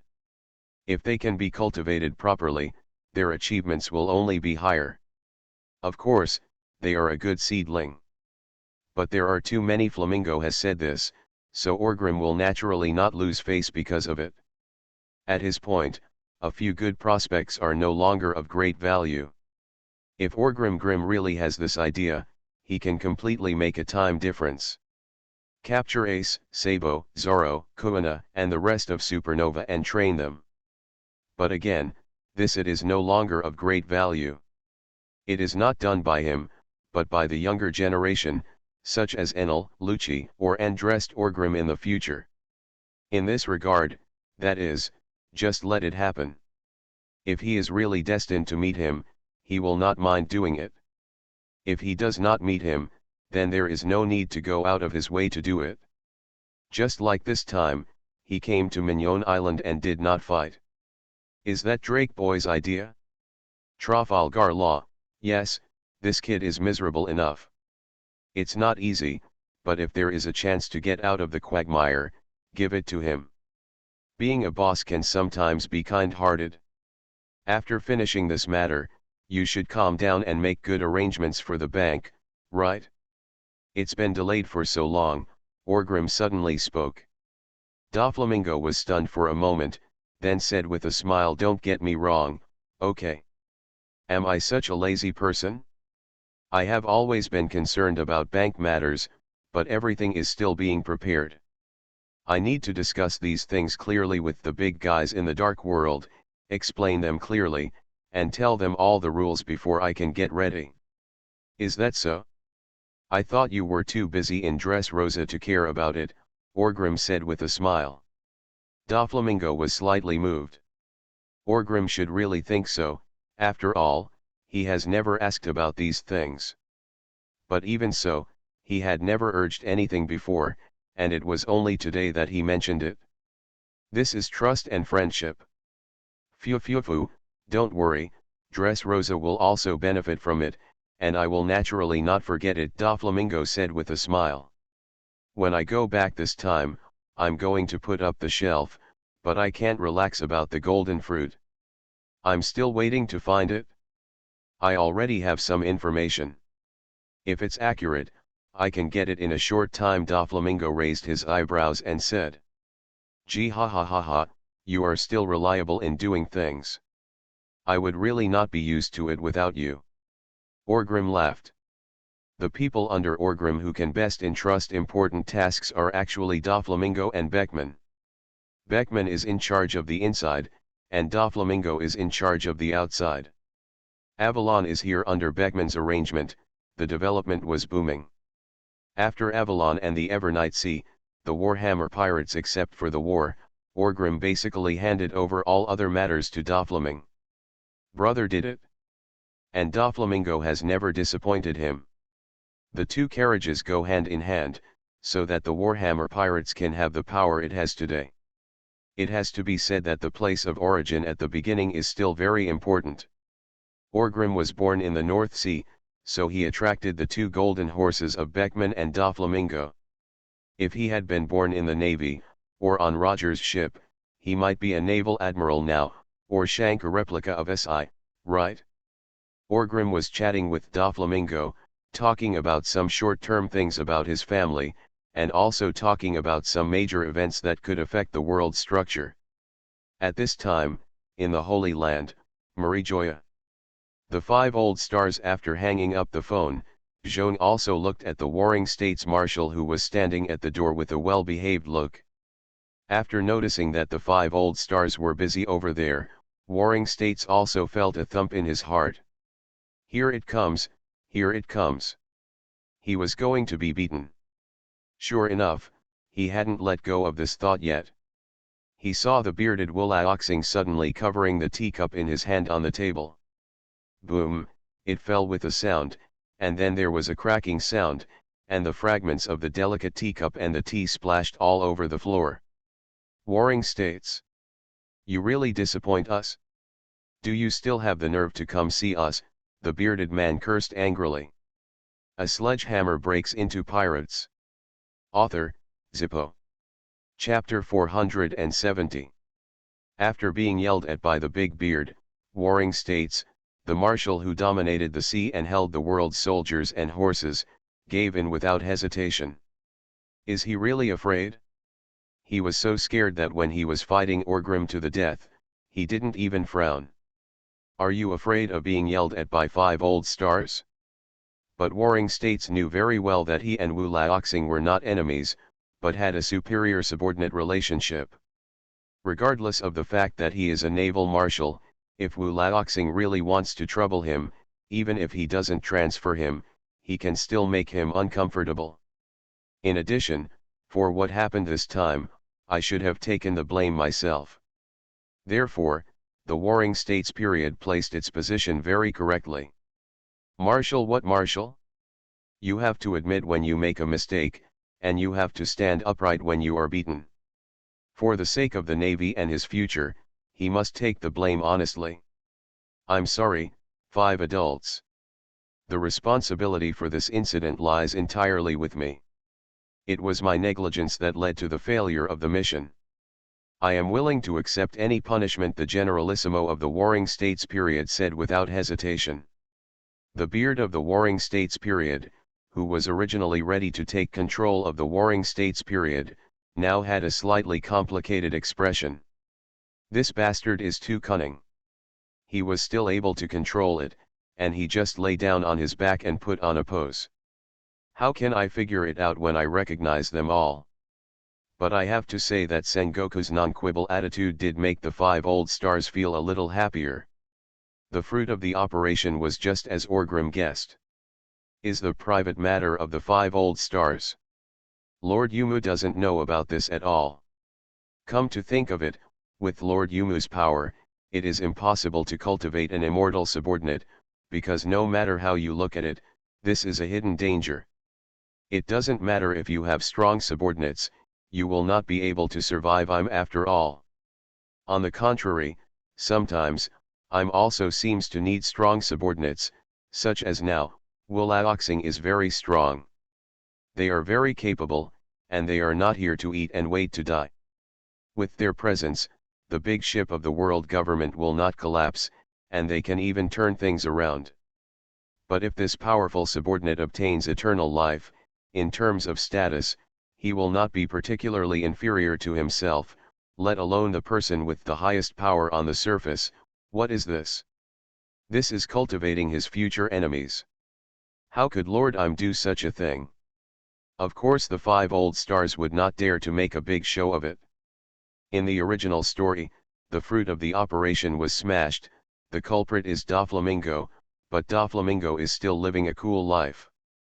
Why? Because the 5 old stars are unwilling to make things big. Similarly, Trafalgar Law is a brat, no matter what, can the world government find him out? The Warring States period finally found out the matter. Can Wulaoxing not be found out? Why not? Or because they dare not check randomly. So Yugong in private, the 5 old stars will not know what Senguo really is, let alone remove his position. However, there is no need for Senguo to understand the truth behind these things. Therefore, this superficial work, we still have to do enough. Let Warring States know that they are very angry. Now it seems that Warring States is very clear. Don't think that you can rest easy just because no one in the Navy can take your place now. Warring States, what our world government wants is a Navy that can get things done, not a Navy that can mess up things. Look at CP-0. Today if we can make your Navy stand up, we can make your navy sit down again tomorrow. Your navy is not the only one we have in our hands, do you understand? The bearded man said in a deep voice. Warring States' heart sank a little. He knew that the 5 old stars would definitely take this as an argument. But he had to admit that the 5 old stars were very accurate. He, Warring States, was indeed worried about this problem. The Navy is developing at a rapid pace. If the world government suddenly changes its attention and suppresses the momentum of the Navy, then Sengoku will really be the sinner of the Navy. Sitting in the position of Marshal, he will feel uncomfortable that kind. Clear, Warring States responded with a sonorous voice. The 5 old stars nodded again, and then they seemed not to intend to continue talking about this matter with him. Last year, you asked us for the amount of military spending, saying that we were going to start a second round of conscription. There were also rumors floating around. Why was it not implemented in the end? Wu Laoxing asked. Warring States was a little relieved. Although it was a little strange, there was not the storm as imagined, and it really fell so lightly. But since the 5 bosses had changed the topic, he did not hesitate. Those who are wise must go up and get beaten. Isn't that a disease? So Warring States quickly followed the topic and said it's like this. The conscription I plan to conscript is not like the previous conscription. In fact, I plan to conscript civilians masters fill the Navy's advanced combat capabilities, which requires certain preparation and investigation work. Folk expert, Wu Laoxing's eyes lit up, this is very exciting. Can you hold it? The bald king asked directly. Civilian masters are very troublesome. They have not received orthodox naval education, so they are naturally a little thorny. That's why the 5 old stars asked this question. Warring States is very confident. Said you can hold it? He didn't leave much room for himself. If this mission failed, he might have left himself a step. If there was any problem in the future, it would be easy. Now, he has already dealt with the results of the operation. Failed. Then this next matter is not only about the combat effectiveness of the Navy, but also about the ability of the naval marshal of the Warring States period. There can be no mistakes. If you can't hold it, you must hold it. Bald King Ruo glanced at Warring States meaningfully, and then said, as long as you know what's going on, Warring States, we don't want to disappoint you a second time. When Warring States heard this, he felt a little funny in his heart. Didn't our Navy do a lot of bad things? Didn't he say that every time? After all, it was not the first time that he had come to be criticized. But at this time, of course, he couldn't tell the truth anymore, so Warring States said with a very serious expression, promise to complete the mission. Picking up a new teacup, taking a sip, the bearded man said, Warring States, you should have heard the phone bug just now.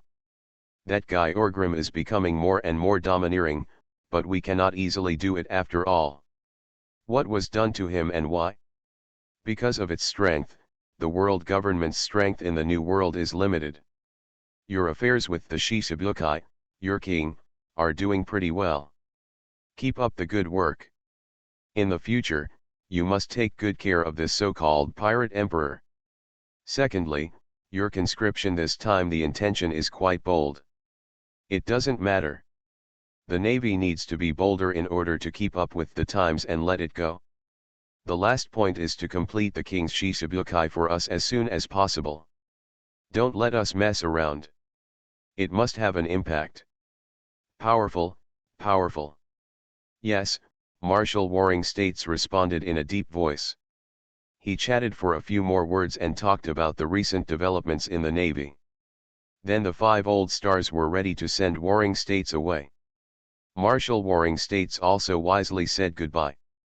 But just as he was about to walk out of the room, the bald king said, Don Quixote Rocinante. Marshal of the Warring States period paused in his steps. You should know his identity and give you a face this time, but he is never allowed to leave Impelton again, do you understand? The bald king said. Warring States was a little moved and did not look back, but he still responded, "Yes, thank you, 5 adults." Even though he is already the General Marshal of the Navy, Warring States still has to admit that the 5 old stars are at least very skillful in politics. They know where their weaknesses are. The matter of Rossi Nandi, to be honest, is a dead end. 10,000 times is enough. Especially if you mess up the eternal life of the 5 old stars. If you were an ordinary person, how could you keep him? His ashes would be spread out by him. But unfortunately, the 5 old stars can hold back this feeling. His anger spared him the death penalty. Warring States knew that this was Wolao Sing's method. Beating him with a stick and giving him a sweet date was considered as continuing to win over him. Warring States wanted their navy to be obedient. Kazhigi knew it, but he still couldn't bear it in his heart. "I was so moved. This is amazing." As soon as I took it and put it away, the Navy Marshal not only had no complaints against the 5 old stars, but left with a feeling of emotion. Should we say that these 5 bad old men are worthy of being the top masters in politics? After the Warring States period left, the blond man took a sip of tea and asked, "What do you mean, that bastard Orgrim, by taking away the fruits of the operation? How? Do you really think he's not coveting eternal life?" the swordsman boss asked. The blond boss nodded and said, "I don't think he would lie about this kind of thing, because it is meaningless. After all, the fruit of the operation is already in his hands. What does he want to do? None of us can stop it." The other 4 people all fell silent. "That guy knows a lot," the bald king suddenly said. He did not give his conclusion or thoughts, but started talking again. But as soon as he finished speaking, the others seemed to have thought of something, and there was a thoughtful look on their faces. "The stakes are so high that he doesn't deserve such trust yet, but it's good to keep him. He may not be able to become a sharp blade in the future," the curly-haired man who had been silent said suddenly. "I hope he won't go too far. This guy, sometimes, makes people love and hate him at the same time." The bald king couldn't help but shook his head and said, "Orgrim is a guy with a first-class ability to get things done, so the 5 old stars hate him. But you have to say, if you cooperate with him, he will make arrangements. You will feel at ease again. This is very annoying. You know that this person is a bastard, but you have to support him. Because at a certain critical moment, maybe you will need him. And this key is far greater than the interests of the New World. It is no longer the public interest of the world government, but the collective private interests of the 5 old stars." The 5 old stars were silent for a while, and then, "There is no need to continue discussing this kind of thing. Even if it is safe here, there are some things that should not be discussed too much. Let's talk about the idea of conscription during the Warring States period." "What do you think?" the bearded man asked. "It depends on Sengoku's skills. Although he messed up this time, it does not mean that he is incompetent. Otherwise, why would we let him sit in the position of Marshal of the Navy? If we really recruit soldiers like this, with Sengoku's talents, he should be able to overwhelm him. If you live there for 10 or 8 years, there will be no difference, which is a good thing," the blond man said. "By the way, there is a new technology recently, do you know? Navy warships seem to be able to cross the windless zone," the bald king suddenly said. The big guys were chatting here. The Warring States Marshal also walked out of the headquarters building of the world government and breathed in the fresh air of Marijoya. He knew that this hurdle was over. It was not what he had guessed. What's the big difference? It's just that he raised it high and put it down gently. But he also knew that this kind of thing would happen again and again. If he in the Warring States period could only screw up things and fail to get things done, sooner or later he would be unlucky. At that time. And the Warring States period has concluded another experience.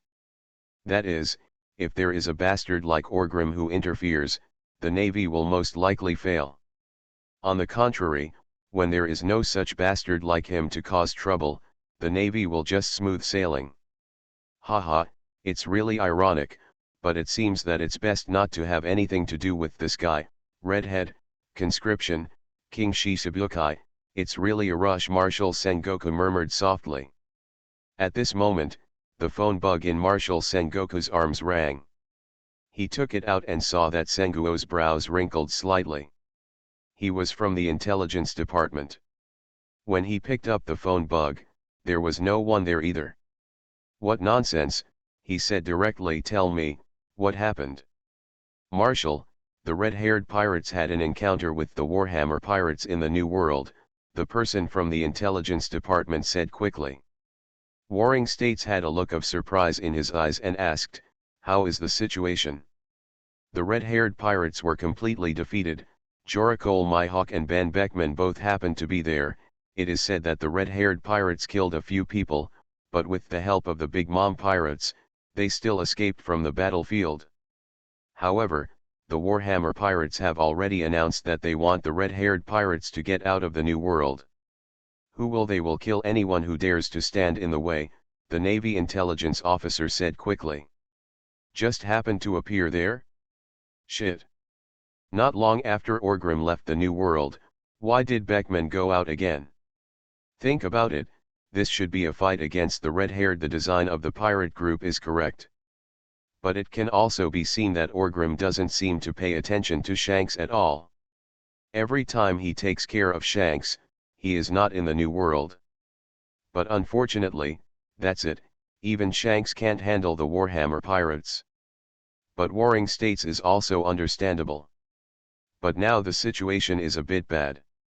The Warhammer pirates have officially announced that they want the red-haired pirates to get out of the New World. They will kill anyone who dares to stop them.